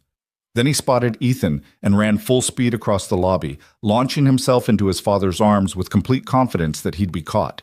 Ethan caught him, holding tight, breathing in the familiar scent of his son's shampoo and the indefinable essence that was purely Marcus. For just a moment, the weight of the past 2 days, the confrontation, the staff meeting, the structural reforms that still needed implementing, all of it faded into background noise. "Dad, this place is amazing. Can we go swimming right now? Can we build sandcastles? Can we—" "Breathe, buddy," Ethan laughed. "We've got 3 whole days. We can do everything." His mother reached them, elegant as always despite the long drive. She kissed Ethan's cheek and raised an eyebrow at his appearance. "Worn jeans and a faded jacket? What happened to my son who owns 7 identical Navy suits?" "He's on vacation," Ethan said. "The real kind." "Grandma, did you see the pool? It's huge." Marcus was vibrating with excitement. "I did see it, sweetheart. Very impressive." She turned to Ethan. "Should we check in?" "Already done. I'll show you to your room." As they walked toward the elevators, Marcus holding Ethan's hand and chattering nonstop about all the things he wanted to do, Ethan noticed staff members watching with small smiles. The front desk clerk who'd helped Mrs. Patterson caught his eye and nodded slightly, a gesture of acknowledgement and maybe approval. His mother had a suite next to his, connecting door between them so Marcus could go back and forth freely. While she unpacked, Ethan took Marcus onto his balcony to show him the ocean view. "It's so big, Dad," Marcus breathed, staring at the endless water. "Does it ever end?" "Eventually, thousands of miles away." "What's on the other side?" "Different countries, different people, different beaches where other kids are probably looking at the ocean and wondering what's on our side." Marcus considered this seriously. "I think they're probably thinking the same things we are, like, I wonder if there's ice cream." Ethan laughed, pulling his son close. "You're probably right, buddy." They spent the rest of the afternoon on the beach, building elaborate sandcastles that waves gradually destroyed, searching for shells, and attempting, mostly unsuccessfully, to body surf in the gentle waves. Ethan's mother sat under an umbrella reading a book, occasionally looking up to watch them with an expression of contentment. As the sun began its descent toward the horizon, painting the sky in impossible shades of orange and pink, Marcus tugged on Ethan's hand. "Dad, can I ask you something?" "Always." "Why do some people have more money than other people?" The question caught Ethan off guard. That's complicated, buddy. Lots of reasons. Some people work jobs that pay more. Some people inherit money from their families. Some people get lucky. Some people work really hard and still don't have much money because the system isn't always fair. Is it fair that we have a lot of money and some people don't? Ethan knelt in the sand to be at eye level with his son. No, it's not fair. That's why it's important that people who have money use it to help others, to create opportunities, to make the world better. Money itself isn't bad, but what you do with it, that matters. Marcus nodded solemnly. Like Mom used to say. She said we're lucky, and lucky people should help unlucky people. Your mom was a smart woman. I miss her. Me too, buddy. Every day. They sat together as the sun sank lower, and Ethan thought about all the conversations still to come. With his board of directors who would question the revenue implications of his policy changes, with industry peers who would say he was naive for believing luxury and dignity could coexist, with the guests who would complain that Azure Crest had lost its exclusive edge. Let them complain. Let them question. Let them take their business elsewhere if treating all human beings with equal respect was too high a price to pay for luxury accommodations. Because some things, dignity, respect, Basic human decency? Those things weren't negotiable. Not anymore. Not at any price. The next morning arrived with the kind of perfect California sunshine that seemed designed for vacation brochures. Ethan woke to find Marcus already awake, nose pressed against the balcony glass, watching seagulls wheel and dive over the water. "They're fishing, Dad," Marcus announced without turning around. "I've been watching them for like an hour. They're really good at it." An hour? Ethan checked his phone. 6:30. "Buddy, it's early. You could have slept more." "I'm on vacation. Who sleeps on vacation?" Marcus turned, his face bright with 7-year-old logic that was impossible to argue with. "Can we get breakfast? I'm starving." "Let's see if Grandma's awake." His mother was not only awake, but already dressed, sitting on her balcony with coffee and the newspaper. She looked up as they knocked and entered through the connecting door. "Good morning, gentlemen. I assume from Marcus's expression that breakfast is urgently required?" "Desperately required," Marcus said with maximum drama. "I might actually die of hunger." "Well, we can't have that. Let's see what Azure Crest restaurant has to offer." The main dining room was a study in elegant simplicity. White tablecloths, ocean views, fresh flowers on every table. At 7 in the morning, it was perhaps half full. A mix of early risers and families with young children who'd abandoned any hope of sleeping late. A hostess greeted them at the entrance, her smile professional and welcoming. Her eyes took in Ethan's casual clothes. He'd deliberately worn the same worn jeans and faded jacket from check-in, and her expression didn't change at all. "Good morning. Welcome to Tidewater. 3 for breakfast?" "Please," Ethan said. "Right this way." She led them to a table by the window with a spectacular ocean view, the kind of prime real estate that used to be reserved exclusively for guests the staff deemed appropriately valuable. Ethan noticed her seat them without hesitation, without the subtle assessment he'd seen so often in luxury establishments. Small victory, small change, but change nonetheless. Their server appeared moments later, a man in his 40s with kind eyes and a genuinely warm smile. His name tag read Robert. "Good morning, folks. Can I start you off with some coffee? Juice for the young man?" "Orange juice, please," Marcus said. "The kind with pulp." "A man who knows what he wants. I like it." Robert's smile widened. "We also have fresh squeezed grapefruit juice if you're feeling adventurous." Marcus considered this seriously. "Is it sour?" "A little bit, but also sweet. It's an adventure for your taste buds." "Okay. I'll try the adventure juice." After Robert left to get their drinks, Ethan's mother leaned across the table. "All right, Ethan. I've been patient. Are you going to tell me what's really going on?" "What do you mean?" "I mean you look like someone carrying the weight of important decisions. I mean you've checked your phone exactly 17 times since we sat down. I mean your assistant has called twice already, and it's not even 7:30. She fixed him with the look that had extracted truth from him since childhood. "What happened here before we arrived?" Ethan glanced at Marcus, who was absorbed in watching a family of pelicans glide past the window. "I saw something that needed fixing." "And you fixed it?" "I'm trying to." His mother studied him for a long moment. "Your father used to get that same expression when he was taking on something bigger than himself.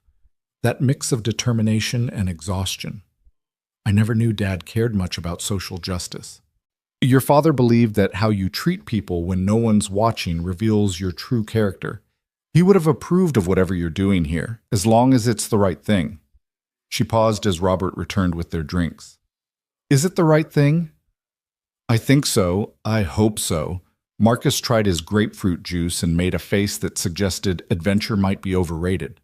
Robert laughed and quickly brought orange juice as backup, treating the 7-year-old's changing preferences with the same attentiveness he'd show any guest. After they ordered, pancakes for Marcus, eggs Benedict for his mother, simple scrambled eggs and toast for Ethan, the restaurant began to fill up. Ethan found himself watching the staff work, noting the interactions between servers and guests. At a nearby table, a family similar to the one he'd seen at the pool yesterday, working-class clothes, kids with discount store toys, was being served with the same attentiveness as a couple in obvious designer wear 3 tables over. The server moved between tables with equal enthusiasm, her smile genuine for everyone. But not all the changes were smooth. Ethan watched a well-dressed man in his 60s snap his fingers at a server, the gesture sharp and demanding. The server, a young woman who couldn't have been more than 22, walked over with professional composure. "How can I help you, sir?" "This coffee is lukewarm. I expect better from a resort of this caliber." "I apologize. I'll bring you a fresh pot immediately." "See that you do, and next time check the temperature before serving it. Basic competence, really." The young woman's face remained neutral, but Ethan saw the flash of hurt in her eyes before she turned away. He made a mental note of the man's table number. Their food arrived, beautifully presented and delicious. Marcus attacked his pancakes with enthusiasm, while recounting an elaborate plan for the day involving swimming, sandcastles, and maybe finding a shark tooth because Grandma said they're on beaches sometimes. "I said they're sometimes found on beaches," his mother corrected gently. "I make no promises about actually finding one. But we could look, right?" "We can absolutely look." Ethan's phone buzzed. Sarah, with a text. "Board meeting this afternoon at 2 p.m. via video conference. They want to discuss Azure Crest situation. No avoiding this one." He typed back, "I'll be there." His mother caught the expression on his face. "Work? Always. Even on vacation? Especially on vacation, apparently." He set the phone down. "But it can wait until this afternoon. This morning belongs to Marcus and shark teeth hunting." After breakfast, they spent 2 hours on the beach. Marcus approached the shark tooth search with scientific seriousness, examining every shell and rock with intense focus. Ethan's mother sat under an umbrella, occasionally calling out encouragement or warnings when Marcus ventured too close to the waves.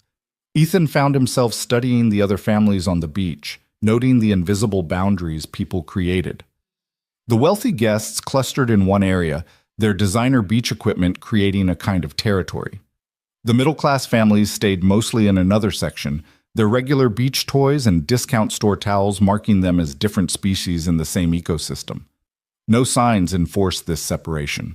No rules required it. It just happened naturally, people sorting themselves by economic tribe, comfortable among their own kind. Except for Marcus, who'd spotted another kid building a sandcastle nearby and immediately ran over to ask if he could help, completely oblivious to the fact that the other boy's family was clearly operating on a much tighter budget.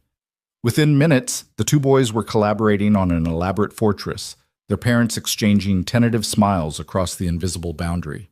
Children, Ethan thought, had the right idea about things. They saw potential friends, not economic categories. Around 11, his mother declared that they all needed to get out of the sun for a while. Marcus protested, but was clearly flagging, the morning's excitement catching up with him. They returned to the room, where Marcus immediately fell asleep on the couch, sandy and content. Ethan's mother settled into a chair with her book. "Go," she said without looking up. "Deal with whatever's weighing on you. We'll be fine." "I have a meeting at 2. I know. Go prepare. Marcus and I will find lunch when he wakes up. You can join us for dinner." Ethan kissed her forehead. "Thank you. That's what grandmothers are for. Also, Ethan, whatever you're doing here, the staff seemed different today. Lighter somehow. Like a weight's been lifted. Keep doing that." Back in his own room, Ethan pulled out his laptop and spent the next 2 hours reviewing reports and preparing for the board meeting he knew would be contentious. The numbers told a complicated story. Short-term revenue projections were down slightly due to the policy changes and staff turnover. But early feedback from guests showed a marked increase in positive reviews, particularly from demographics Azure Crest had historically underserved. The question was whether the board would value long-term sustainability over short-term profits. At exactly 2 o'clock, his laptop chimed with the incoming video conference. Ethan connected to find 8 board members staring at him from their respective offices and homes, their expressions ranging from curious to concerned to openly hostile. Richard Thornton, the board chairman and a man who'd made his fortune in real estate, spoke first. "Ethan, thank you for joining us. I think we all know why we're here. There's been some concern about recent events at Azure Crest." "Concern," Ethan repeated neutrally. "That's one word for it." "Would you like to explain what happened? We're hearing reports about staff terminations, policy overhauls, and some kind of confrontation in the lobby that's apparently gone viral on social media." Ethan had known the social media angle would come up eventually. Several guests had indeed posted videos of the lobby confrontation, though most had only captured fragments. The videos had gotten modest attention online, mostly people debating whether Ethan had been justified or had overreacted. "I went to Azure Crest to experience it as a regular guest," Ethan said. "I wanted to see how the resort treated people who didn't look wealthy, who didn't arrive in expensive cars or designer clothes. What I found was a systemic culture of discrimination that prioritized some guests over others based purely on appearance and perceived economic status." "That's hospitality economics," another board member, Margaret Chen, interjected. "You allocate resources to high-value guests. That's standard across the luxury industry. There's a difference between offering premium services to people who pay for them and treating some confirmed reservations as less valid than others based on how someone looks," Ethan countered. "We made a guest with a confirmed reservation wait while we scrambled to find him a room because staff decided he didn't belong at our resort. That's not economics, that's discrimination." "The guest being you," Richard noted. "The guest being anyone who doesn't fit someone's arbitrary profile of what a luxury resort guest should look like." Margaret leaned forward, her expression sharp. "Ethan, I appreciate your idealism, but you're running businesses, not charities. Azure Crest's brand is built on exclusivity, on catering to a specific clientele. If you start treating everyone the same, you lose what makes the property valuable to high-end guests." "What makes the property valuable," Ethan said, his voice hardening, "is exceptional service, beautiful amenities, and a genuine commitment to hospitality. None of those things require making some guests feel unwelcome. If our high-end guests can't enjoy their vacation unless other people are being treated poorly, then they're not the kind of guests we should want." "That's easy to say when you own the company," another board member, Thomas Wu, said. "But we have shareholders to consider, profit margins to maintain, quarterly targets to hit. Your policy changes are going to cost us money. Short-term, possibly. Long-term, we'll be more profitable because we'll have genuine customer loyalty instead of customers who tolerate us because we're exclusive." "That's speculation," Margaret said flatly. "What we know for certain is that luxury hospitality operates on well-established principles. You're throwing those principles out because of one bad check-in experience." "Not one experience. 247 documented complaints over 18 months about discriminatory treatment. Complaints that were systematically dismissed because we cared more about maintaining our image than examining our practices." The board went silent for a moment. Richard's expression suggested this was news to him. "I wasn't aware we had that many complaints," he said carefully, "because they were categorized as unrealistic expectations or cultural misunderstandings and never escalated to board level. Our operations manager at Azure Crest built an entire system designed to keep certain guests happy at the expense of others, and nobody questioned it because our satisfaction scores among wealthy guests remained high." "So you fired her?" Thomas asked. "She resigned, but yes, I would have terminated her employment. She slapped a guest, me, in the lobby, when I asked to be treated with basic respect. That alone is grounds for immediate dismissal." "She slapped you?" Richard's eyebrows rose. "That's not in any of the reports I received." "Check the security footage, it's all documented." More silence. Ethan could see some board members typing notes, others exchanging glances off screen. "Let me ask you something, Ethan," Margaret said, her tone shifting to something almost condescending. "You're a young man, relatively new to running these properties. You inherited significant wealth and control from your father, but you don't have decades of industry experience. Are you certain you're not overcorrecting based on personal feelings rather than sound business judgment?" The question was designed to undermine him, to frame his decisions as emotional rather than rational. Ethan had been expecting it. "I'm certain that treating human beings with dignity isn't overcorrection," he said calmly. "I'm certain that a business model built on making some people feel inferior so others can feel superior is fundamentally flawed.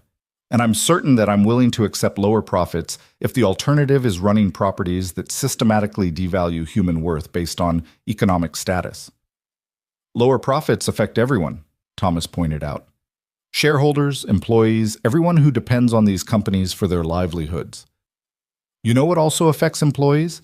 Working in a toxic culture where they're trained to judge and discriminate, where they have to betray their basic human decency to keep their jobs. where they watch people being mistreated and have to participate or stay silent. Ethan's voice rose slightly with conviction. I've talked to our staff at Azure Crest. The turnover rate is 30% annually because good people can't stomach the culture.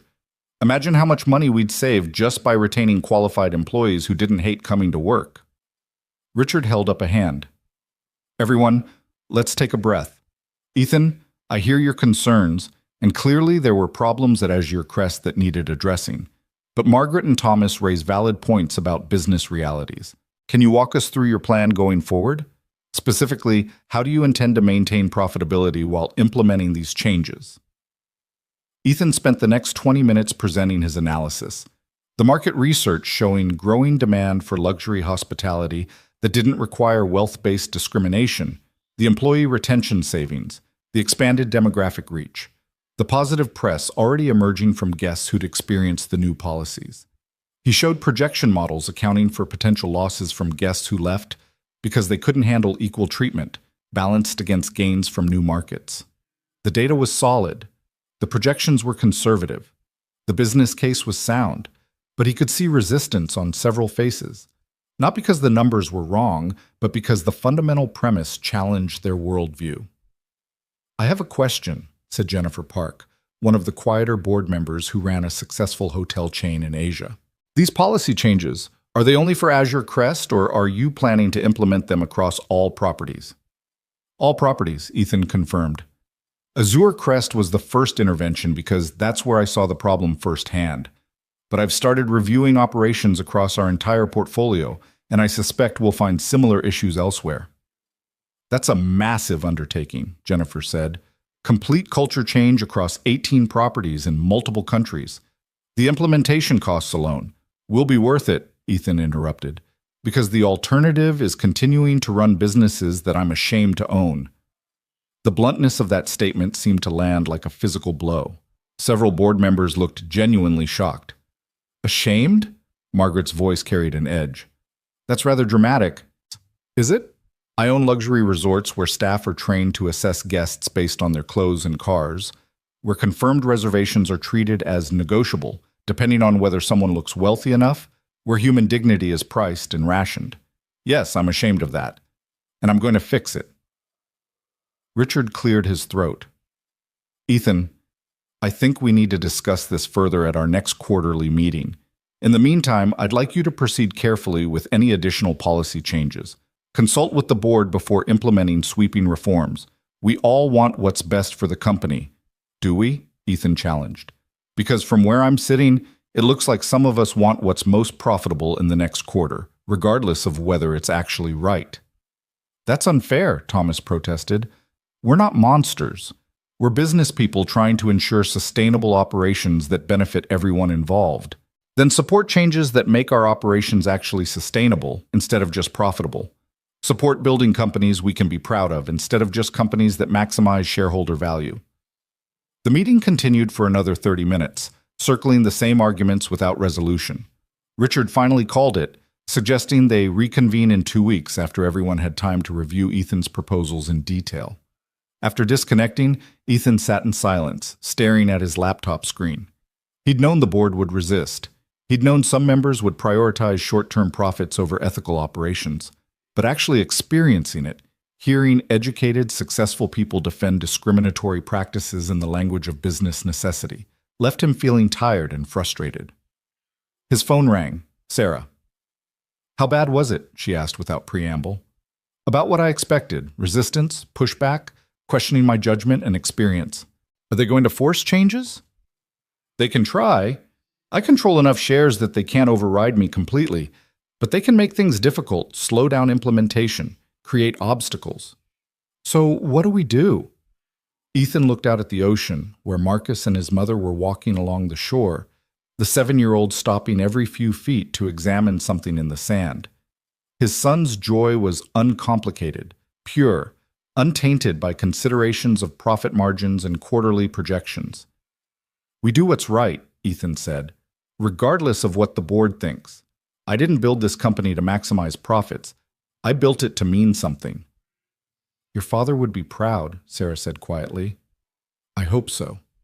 Listen, Can you set up meetings with the operations managers at our other properties? I want to do what I did here. Show up unannounced, see how regular guests are treated, evaluate the culture firsthand.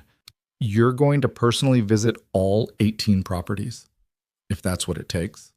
That's going to take months, Ethan, and the board is going to lose their minds when they realize you're expanding this rather than pulling back. Let them lose their minds. Some things are more important than keeping the board comfortable. After hanging up, Ethan changed into swim trunks and headed down to the beach to join his family. Marcus spotted him and came running, holding something in his cupped hands. "Dad, Dad, look what I found!" Ethan knelt down to see a small, triangular piece of fossilized shark tooth, dark gray and surprisingly sharp. "That's amazing, buddy. Where'd you find it?" "Grandma showed me where to look. She said you have to pay attention to what most people ignore." Marcus beamed with pride. "Can I keep it?" "Of course. I'm going to put it in my special things box at home, with Mom's bracelet and the ticket from when we went to the aquarium." Ethan's throat tightened. "I think that's a perfect place for it." They spent the rest of the afternoon building sandcastles and bodyboarding in the gentle waves. Ethan's mother captured photos on her phone, remarking that she hadn't seen Ethan this relaxed in years, despite knowing he'd just come from a contentious board meeting. "You're fighting something, aren't you?" she said during a quiet moment while Marcus played at the water's edge. "How do you always know?" "Mother's intuition. Also, you get the same expression your father had when he was taking on the establishment. What are you fighting for?" "Basic human decency, the revolutionary concept that people deserve respect regardless of their bank account." His mother smiled. "Your father used to say that the test of civilization isn't how you treat the powerful, but how you treat the powerless. Sounds like you inherited more than just his business." "I'm trying. The board thinks I'm being naive and idealistic." "Good. The world needs more naivety and idealism. Cynical pragmatism has done quite enough damage." That evening, they had dinner at the resort's oceanfront restaurant, a more casual venue than the formal dining room from breakfast. Marcus insisted on trying every dessert on the menu, a request Ethan granted because vacation calories didn't count, and because his son's joy was the best thing he'd experienced in months. As they ate, Ethan noticed Robert, their server from breakfast, working the dinner shift. The older man moved between tables with practiced grace, treating every guest with the same warmth regardless of their appearance or obvious economic status. At one point, Ethan watched him spend 5 minutes helping an elderly woman understand the menu options, patiently explaining ingredients and preparation methods without any hint of impatience. Before leaving, Ethan flagged Robert over. "I wanted to tell you, you're excellent at what you do. The way you treat everyone with genuine respect and attention, that's what hospitality should be." Robert looked surprised, then pleased. "Thank you, sir. I've been doing this for 30 years, and I learned a long time ago that everyone who walks through that door deserves to feel welcome. Rich, poor, doesn't matter. They're all people who chose to spend their time and money here. That counts for something." "It counts for everything," Ethan agreed. "Keep doing what you're doing." After Robert left, Marcus tugged on Ethan's sleeve. "Dad, why did you tell him that?" "Because people don't get thanked enough for doing the right thing. Sometimes we only hear about it when we mess up, not when we get it right." Marcus considered this seriously. "I'm going to try to thank people more then. Like, tomorrow, I'm going to thank the people who clean our room, because making beds is hard work." Ethan pulled his son close, his heart full. "That's a great idea, buddy." Walking back to their rooms through the resort's landscaped gardens, Ethan felt the weight of the day settling on his shoulders, the contentious board meeting, the resistance to change, the long road ahead. But he also felt something else, certainty. The bone-deep knowledge that he was fighting for something that mattered, something worth the cost. His mother paused at her door, Marcus already drowsy against her shoulder. "Ethan, whatever you're doing here, whatever fight you're in the middle of, don't give up. The world needs people who care more about doing right than doing well." "I won't give up," Ethan promised. And standing there in the soft light of the California evening, his son already asleep and dreaming of shark teeth and sandcastles, Ethan knew he meant it. Because some battles were worth fighting regardless of the odds, some principles were worth defending regardless of the cost. and some changes were worth making even if the whole world told you to stop. Dignity wasn't negotiable. Respect wasn't conditional. And Azure Crest, along with every property he owned, was going to prove that luxury and humanity could coexist, no matter what it took. The third morning of their vacation dawned gray and overcast, unusual for this stretch of California coast. Ethan woke to the sound of rain pattering against the windows, steady and relentless. Marcus appeared in the connecting doorway moments later, his face a portrait of 7-year-old devastation. "Dad, it's raining. We can't go to the beach." "Come here, buddy." Ethan pulled his son onto the bed. "Rain doesn't mean the vacation's over. It just means we do different things today." "Like what?" "Like explore the resort. Like find out what else this place has to offer besides beaches and sunshine." Marcus's expression suggested this was poor compensation, but he was willing to be convinced. After breakfast, Robert greeted them like old friends and recommended the Belgian waffles, which proved to be an excellent choice. They spent the morning in the resort's game room and indoor pool. Ethan's mother joined them for lunch, then announced she was going to the spa for a massage, and suggested the boys find their own entertainment. "There's an aquarium about 20 minutes from here," she said. "Marcus has been talking about sharks non-stop since he found that tooth. Might be educational." The aquarium was small but well-maintained, focused primarily on local marine life. Marcus was enthralled, pressing his face against every tank, asking questions faster than Ethan could answer them. They spent 2 hours winding through exhibits, learning about tide pools and kelp forests, and the surprising complexity of jellyfish nervous systems. In the shark exhibit, Marcus stood transfixed before a tank containing several leopard sharks gliding through the water with liquid grace. "They're beautiful," Marcus whispered. "Are they dangerous?" "Not really. Leopard sharks are pretty gentle. They eat small fish and crustaceans, not people." "Then why are people scared of sharks?" "Because some sharks are dangerous, but mostly because people fear what they don't understand. It's easier to be afraid than to learn." Marcus turned to look at his father, his expression serious beyond his years. "Is that why some people are mean to other people? Because they don't understand them?" The question caught Ethan off guard with its insight. "Yeah, buddy. A lot of the time, that's exactly why. People see someone who looks different or lives differently, and instead of being curious, they get scared or judgmental." "That's dumb." "It is, but it's also pretty common. That's why it's important to always try to understand before you judge." They watched the sharks for a while longer, their conversation drifting to easier topics. Whether sharks ever got bored, if they had friends, whether Marcus could have a pet shark if they built a really big tank in the backyard. The answer to the last question was a firm no, but Ethan appreciated his son's ambition. Driving back to the resort, Ethan's phone rang. Sarah, which meant work couldn't be avoided any longer. "I'm going to take this," he told Marcus. "Can you be quiet for a few minutes?" Marcus nodded, pulling out the drawing pad and colored pencils his grandmother had wisely packed. "Sarah, what's up?" "We have a situation." Her voice carried that particular tone that meant complications. "Do you remember Mrs. Patterson, the young mother who checked in your first evening here?" Ethan did remember, the exhausted woman with the baby and toddler celebrating her anniversary. "What about her?" "She filed a complaint this morning. Actually, not a complaint exactly, more like a commendation. She wanted management to know that her entire stay has been exceptional, that she's never felt more welcome at a luxury resort, and that every single staff member she's encountered has treated her family with incredible warmth and respect." "That's wonderful, but why does that create a situation?" "Because she also mentioned that she overheard other guests complaining about the declining standards at Azure Crest. Specifically, complaints about the resort catering to the wrong clientele and losing its exclusive atmosphere. The complaints apparently got loud enough yesterday that she heard them in the lobby." Ethan felt his jaw tighten. "Let me guess. The guests doing the complaining were the type who used to receive preferential treatment." Exactly. And here's where it gets complicated. 3 of them checked out early this morning and posted negative reviews online. The reviews are getting attention because these are influential people. One of them is a tech CEO with 500,000 social media followers. What did the reviews say? I'll read you the CEO's. "Azure Crest has abandoned the standards that made it a premier destination. The staff now treats everyone the same regardless of status or loyalty.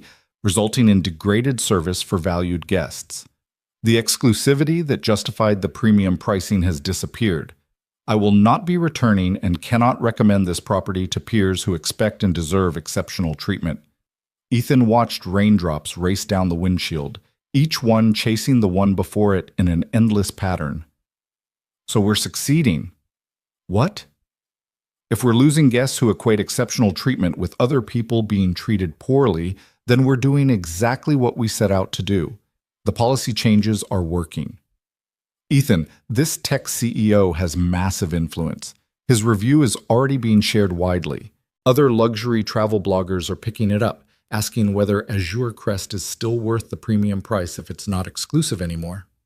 Let them ask. We'll answer by providing exceptional service to everyone, not just people with seven-figure net worths.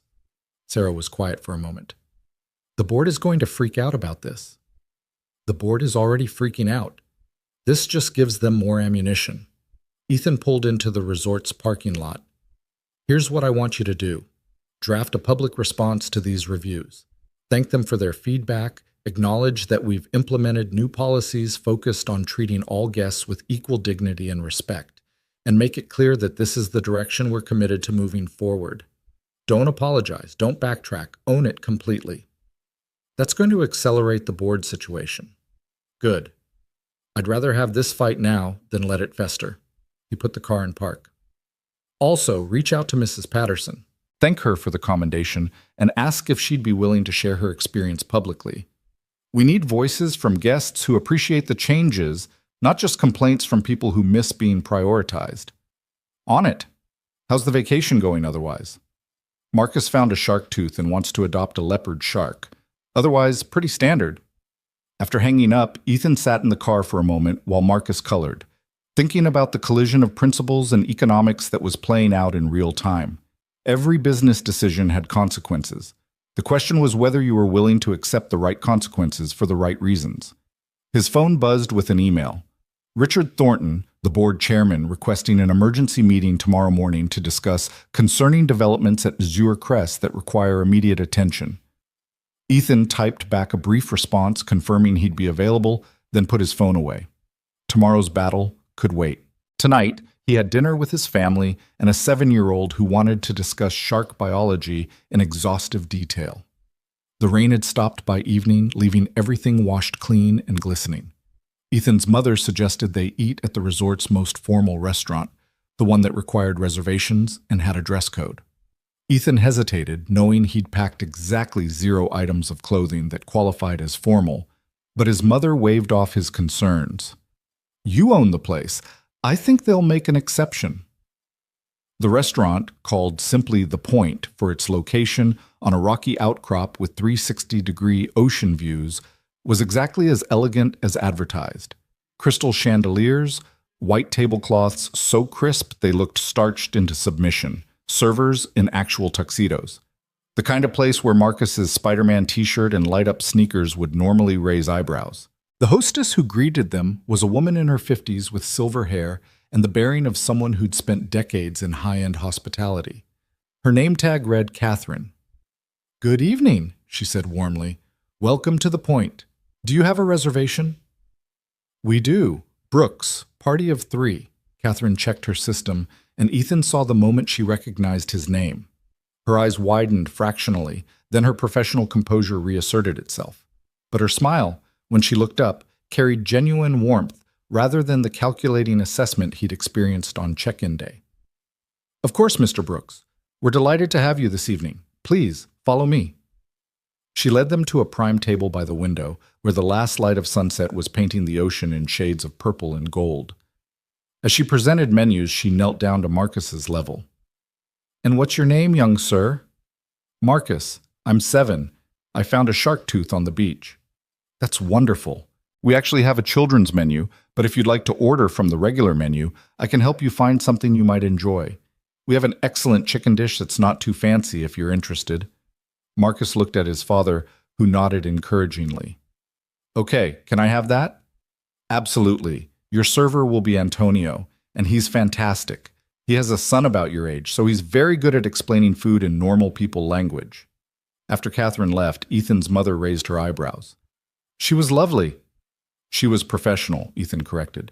There's a difference between treating someone well because you know who they are and treating them well because it's the right thing to do. Spoken like someone who's thought about this a lot lately. Their server, Antonio, arrived and proved to be everything Catherine had promised. Warm, patient, with Marcus's questions about what exactly was in the chicken dish, and genuinely enthusiastic about helping them have a good experience. Watching him work, Ethan felt some of his tension ease.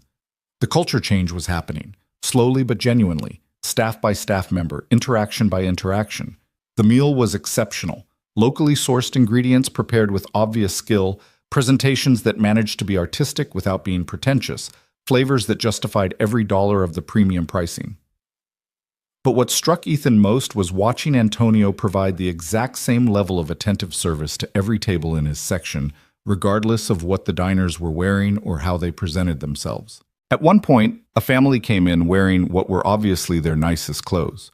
The father in a sport coat that didn't quite fit, the mother in a dress that had probably been purchased specifically for this occasion, their teenage daughter clearly uncomfortable in heels. They had the nervous energy of people for whom this restaurant represented a special splurge, a once-in-a-lifetime experience. Antonio greeted them with the same warmth he'd shown Ethan's family, spending time explaining menu options, making recommendations, treating their questions with respect rather than condescension. The family's initial nervousness melted into obvious pleasure, their special evening becoming what they'd hoped it would be. That, Ethan thought, was hospitality, not exclusivity, not making some people feel special by making others feel inferior, just genuine care for everyone who walked through the door. After dinner, while his mother took Marcus back to the room for his bedtime routine, Ethan walked through the resort's public spaces, observing with the careful attention he'd learned over years of evaluating properties. The lobby was moderately busy with guests returning from dinner or heading out for evening entertainment. He positioned himself in an unobtrusive corner and simply watched. A couple in expensive evening wear approached the concierge desk asking about theater tickets. The concierge spent 10 minutes helping them, making calls, finding options, being enthusiastically helpful. 5 minutes later, a younger couple in jeans and casual shirts asked the same concierge about hiking recommendations for the next day.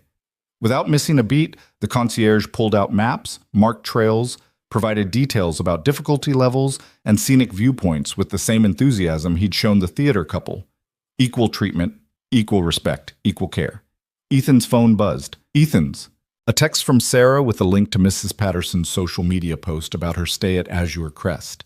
He opened it to find a lengthy, heartfelt review describing how welcome her family had felt, how the staff had gone out of their way to make their anniversary special despite their limited budget, how they'd experienced genuine luxury hospitality for the first time in their lives.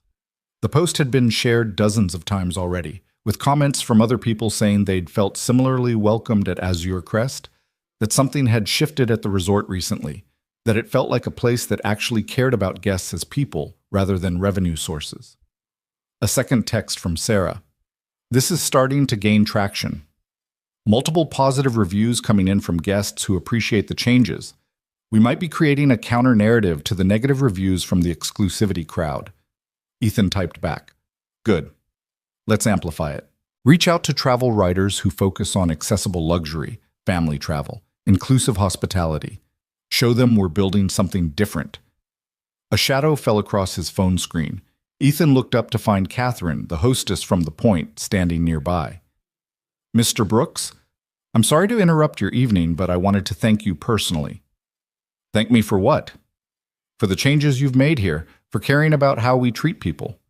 She glanced around, ensuring they had relative privacy. I've worked in luxury hospitality for 32 years.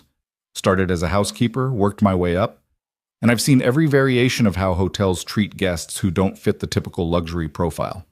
Most places we're taught to prioritize, to assess, to allocate our limited resources to the most valuable guests. But you don't agree with that approach. I hate it, Catherine said bluntly. I got into this business because I love making people happy, creating experiences, being part of someone's special memories. But over the years, it became less about hospitality and more about hierarchy. Less about serving and more about sorting. It wore on me, made me question whether I still wanted to do this work. She paused, emotion evident in her voice. What you did at that staff meeting, saying that everyone deserves respect, creating policies that actually enforce that, it reminded me why I fell in love with hospitality in the first place. So thank you. You've given some of us our passion back. Ethan felt his throat tighten. That means more than you know. I just wanted you to hear it from someone who's been in the trenches. The changes matter. They're making a real difference. After Catherine left, Ethan remained in the lobby for a while longer, watching the resort's evening rhythm. His phone continued to buzz with updates. More positive reviews appearing online, requests for interviews from travel journalists interested in Azure Crest's new approach. A message from a competitor's executive asking if Ethan was serious about industry-wide change. Around 10, he returned to his room to find his mother reading on his balcony while Marcus slept in the connecting room. He's exhausted, she reported. Talked for an hour about sharks and aquariums and wanting to be a marine biologist when he grows up. Also announced that when he's grown up, he's going to make sure everyone is treated nicely everywhere, just like you're doing. Ethan sank into a chair, the weight of the day settling on him. No pressure there. He's watching you, Ethan, learning from you. What you do here, the stands you take, the fights you choose. He's absorbing all of it, building his understanding of what matters, what's worth fighting for. I hope I'm teaching him the right things. You're teaching him that principles matter more than profits, that human dignity isn't negotiable, that doing the right thing is worth the cost even when it's hard. His mother reached over and squeezed his hand. Those are exactly the right things. The emergency board meeting the next morning started exactly as contentiously as Ethan had anticipated. Richard Thornton opened with a litany of concerns, negative reviews from influential guests, social media backlash from the exclusivity crowd, preliminary revenue projections showing short-term losses, questions from major investors about strategy changes at Azure Crest. We're facing a potential brand crisis, Richard said, his expression grave. The negative reviews are gaining traction in luxury travel circles. People are questioning whether Azure Crest maintains the standards that justified our premium positioning. The standards we're setting, Ethan countered, are higher than what we had before. We're just measuring different things. Instead of exclusivity, we're measuring genuine hospitality. Instead of preferential treatment for wealthy guests, we're measuring equal respect for everyone. Margaret Chen jumped in, her tone sharp. Ethan, I've reviewed the latest data. We've lost approximately 15% of our high-value repeat guests in the past week. These are people who've been coming to Azure Crest for years, who spend extensively on amenities and services. Losing them has significant revenue implications. And we've gained new guests from demographics we've historically excluded, Ethan replied. Working families, middle-class couples, people who've never felt welcome at a luxury resort before. The revenue mix is changing, not disappearing. The revenue per guest is dropping, Thomas Wu pointed out. That's basic economics. If we're filling rooms with lower-spending guests, our profitability decreases. Short-term, perhaps. Long-term, we're building customer loyalty that doesn't depend on exclusivity. We're creating a sustainable model based on genuine value rather than artificial scarcity. The arguments continued, circling the same fundamental disagreement. Whether hospitality should be hierarchical or egalitarian, whether luxury required exclusivity, whether treating everyone equally meant degrading service for those accustomed to preferential treatment. Finally, Richard called for a pause. Ethan, I think we need to be realistic about what you're trying to accomplish. Culture change on this scale, across all our properties. It's ambitious, possibly too ambitious. The board appreciates your idealism, but we have fiduciary responsibilities. We can't sacrifice profitability for principles. They're not separate, Ethan said firmly. Profitable companies built on unethical foundations aren't sustainable. Eventually, the culture rot spreads, good employees leave, customer loyalty erodes, and you're left with a hollow brand propped up by increasingly desperate marketing. That's speculation, Margaret said. What we know for certain is that our current approach, the approach before your changes, was working. We had strong numbers, loyal high-end clientele, and solid market positioning. We also had 247 discrimination complaints in 18 months, Ethan shot back. We had 30% annual staff turnover. We had a culture where employees were trained to treat people differently based on appearance and perceived wealth. That's not success. That's a ticking time bomb. Jennifer Park, who'd been mostly quiet, spoke up. Ethan, can I ask you something? This fight you're having with us, with the industry standards, with the luxury hospitality model, is this about business or is this personal? The question hung in the air. Ethan could feel everyone watching, waiting to see if he'd admit to emotional motivation they could then dismiss as unprofessional. It's both, he said honestly. Yes, it's personal. I experienced firsthand how it feels to be judged and dismissed based on appearance. I watched staff at a property I own treat me like I didn't belong because I wasn't wearing the right clothes or driving the right car. That was humiliating and infuriating, and it opened my eyes to what countless other people experience at our resorts every single day. He paused, gathering his thoughts. But it's also good business. Companies built on genuine values, on treating stakeholders, customers, employees, communities, with actual respect, those companies outperform over the long term. Study after study shows it. Customer loyalty built on authentic connection beats loyalty built on exclusivity. Employee retention saves money and improves service quality. Ethical operations create sustainable competitive advantages. Those studies also show, Margaret interjected, that values-driven approaches work better in mass market contexts than luxury markets. Luxury is inherently about exclusivity, about offering something not everyone can have. Luxury should be about quality, not exclusivity, Ethan countered. Exceptional service, beautiful environments, attention to detail, those things don't require making some people feel inferior so others can feel superior. We can offer genuine luxury to everyone who can afford our rates without discriminating based on whether they look wealthy enough. Richard sighed, the sound heavy with frustration. Ethan, the board appreciates your passion, but we need to consider requesting that you slow down these implementations, perhaps pilot them at 1 or 2 properties, rather than rolling them out system-wide. Give us time to assess impact, adjust approaches, minimize risk. No, Ethan said simply. No? These aren't experiments to be piloted carefully. These are moral imperatives to be implemented immediately. Every day we delay is another day we're running properties where people are treated as less than human based on arbitrary economic factors. I'm not willing to slow that down to make shareholders more comfortable. The silence that followed was profound. Ethan could see the calculation happening behind various board members' eyes, weighing his controlling interest against their collective influence, assessing whether to push harder or retreat temporarily. Finally, Richard spoke, his voice carefully neutral. I think we need to table this discussion for now. Ethan, you have our concerns on record. We'd like to see detailed quarterly reports on the financial impact of these policy changes.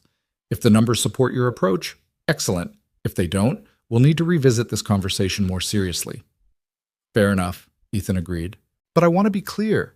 I'm not changing course based on one quarter's returns. This is a multi-year transformation, and I'm committed to seeing it through. After the meeting ended, Ethan sat alone with his laptop, staring at financial projections that told competing stories depending on which time frame you examined. The board was right that short-term numbers showed losses. They were also wrong that those losses indicated failure. His phone rang. An unknown number which he normally wouldn't answer, but something made him pick up. Mr. Brooks, this is Catherine Martinez from the Point Restaurant. I hope it's okay that I'm calling you directly. I got your number from the staff directory. Of course, Catherine. Is everything all right?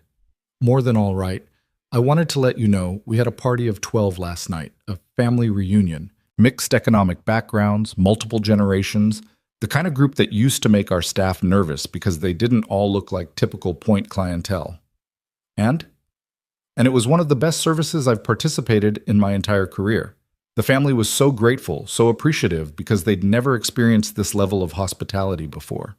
They left a 25% tip and a handwritten note thanking us for treating them like valued guests instead of making them feel like they didn't belong. Catherine's voice wavered with emotion. That note is posted in our break room now. The staff keeps looking at it, reading it, remembering why we do this work. Several people have told me they're reconsidering job offers they'd been considering at other properties because they want to be part of what we're building here. Ethan felt something tight in his chest loosen. Thank you for telling me that. Thank you for making it possible. What you're doing, it matters, Mr. Brooks. Don't let anyone convince you otherwise. After hanging up, Ethan walked out onto his balcony. His mother and Marcus were on the beach below, building what appeared to be an architecturally ambitious sandcastle. He watched them work together, Marcus's small hands patting sand while his grandmother provided structural advice, both of them laughing when a wave came too close and threatened their creation. His phone buzzed with another email. This one from David, the room service attendant he'd spoken with earlier in the week. The subject line read simply, "Thank you." The email was brief but powerful. David described how the policy changes had transformed his experience at work, how he no longer felt complicit in discriminatory practices, how he'd stopped dreading his shifts and started enjoying them again. He'd been planning to leave hospitality entirely, but now he wanted to stay, to be part of building something better. More messages came in throughout the afternoon, from Maria, from Robert, from staff members Ethan had never met, but who'd heard about the changes and wanted to share how it had impacted them. Each message was a small confirmation that this fight was worth having, that the board's concerns about quarterly returns missed the point entirely, because the real measure of success wasn't profit margins. It was whether people felt valued, respected, treated with dignity. Numbers could be manipulated, but human experience told the truth. That evening, their last at Azure Crest, Ethan's mother arranged for a private dinner on the beach, tables set up in the sand, tiki torches providing warm light, waves providing the soundtrack. It was extravagant and probably expensive, but she'd insisted, saying they needed to mark the end of the vacation properly. As they ate fresh seafood and watched the sun perform its nightly disappearing act, Marcus announced he'd been thinking about something important. "Dad, when I grow up, I want to help you with the hotels." Ethan set down his fork, giving his son full attention. "Yeah? What made you decide that?" "Because you're making them places where everyone feels welcome. Grandma told me what you've been doing about making sure people are treated nicely no matter what they look like or how much money they have. That's important work." "It is important work, but it's also hard sometimes. People don't always agree with doing the right thing." "Why not?" "Because doing the right thing isn't always the most profitable thing, at least not right away. And some people care more about making money than about being good."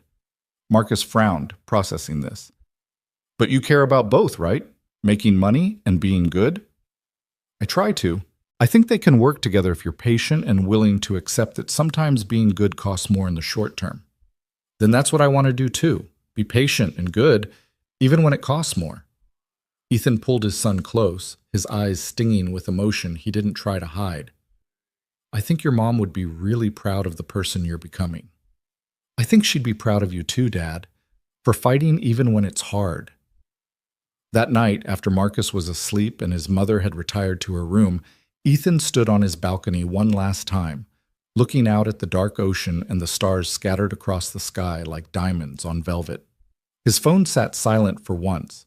No urgent emails or board members demanding attention. Tomorrow they'd drive home.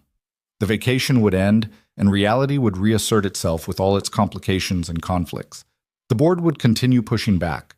Some guests would continue complaining about lost exclusivity. Revenue projections would remain contentious for quarters to come. But something fundamental had shifted. Not just at Azure Crest, but in Ethan himself.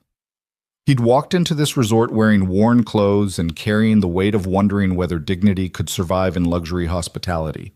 He was leaving with proof that it could, that it must, that building systems based on respect rather than hierarchy was both possible and powerful. The fight wasn't over. In many ways, it was just beginning.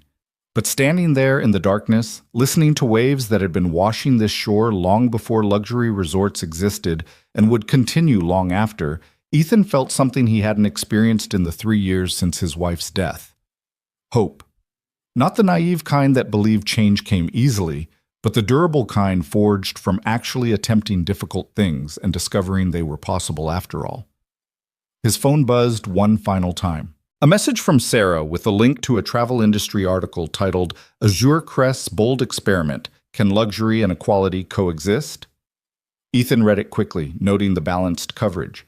Interviews with guests who loved the changes and those who hated them, analysis of the business implications, questions about whether this approach could scale industry-wide. The article ended with a quote from an industry analyst. What Brooks is attempting at Azure Crest challenges fundamental assumptions about luxury hospitality. If he succeeds, it could reshape the entire industry. If he fails, it will reinforce the status quo. Either way, everyone is watching. Let them watch, Ethan thought. Let them analyze and question and predict failure. Let the board express concerns and competitors wait for him to stumble. Let the guests who equated exclusivity with excellence take their business elsewhere. Because he'd learned something important this week. The measure of a life well lived wasn't counted in quarterly returns or profit margins or satisfied shareholders. It was counted in moments of human connection, in dignity preserved, in small acts of respect multiplied across countless interactions until they transformed culture itself. It was counted in Catherine's renewed passion for hospitality, in David's decision to stay instead of leaving, in Maria's cautious hope that change might actually be real. It was counted in Mrs. Patterson's family feeling welcome for the first time at a luxury resort, in countless other families who would have similar experiences in the years to come.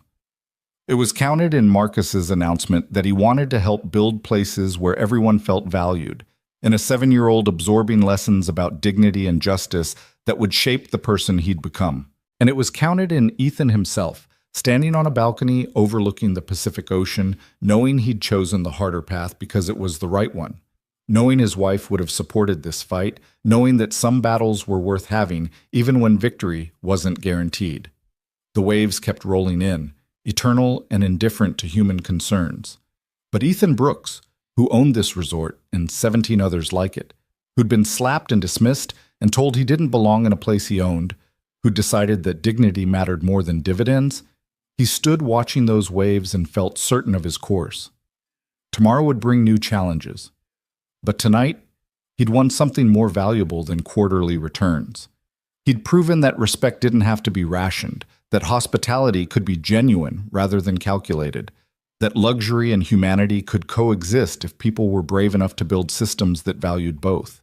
And if one quiet man in worn clothes could challenge an entire industry's assumptions about who deserved dignity, imagine what was possible when others joined the fight. The stars overhead offered no answers, but Ethan didn't need them. He already knew what mattered, what he was fighting for, what he'd continue building regardless of resistance. A world where every person who walked through a door, anywhere, could expect to be treated with respect. Not because of what they wore or drove or owned, but because they were human. That was the goal. That was worth everything. And standing there in the California night, Ethan Brooks committed himself to that vision with the kind of certainty that changes lives, transforms industries, and reminds everyone watching that some principles are worth defending at any cost. Because dignity isn't negotiable. Respect isn't conditional. And sometimes, the most revolutionary act is simply treating everyone like they matter. Because they do.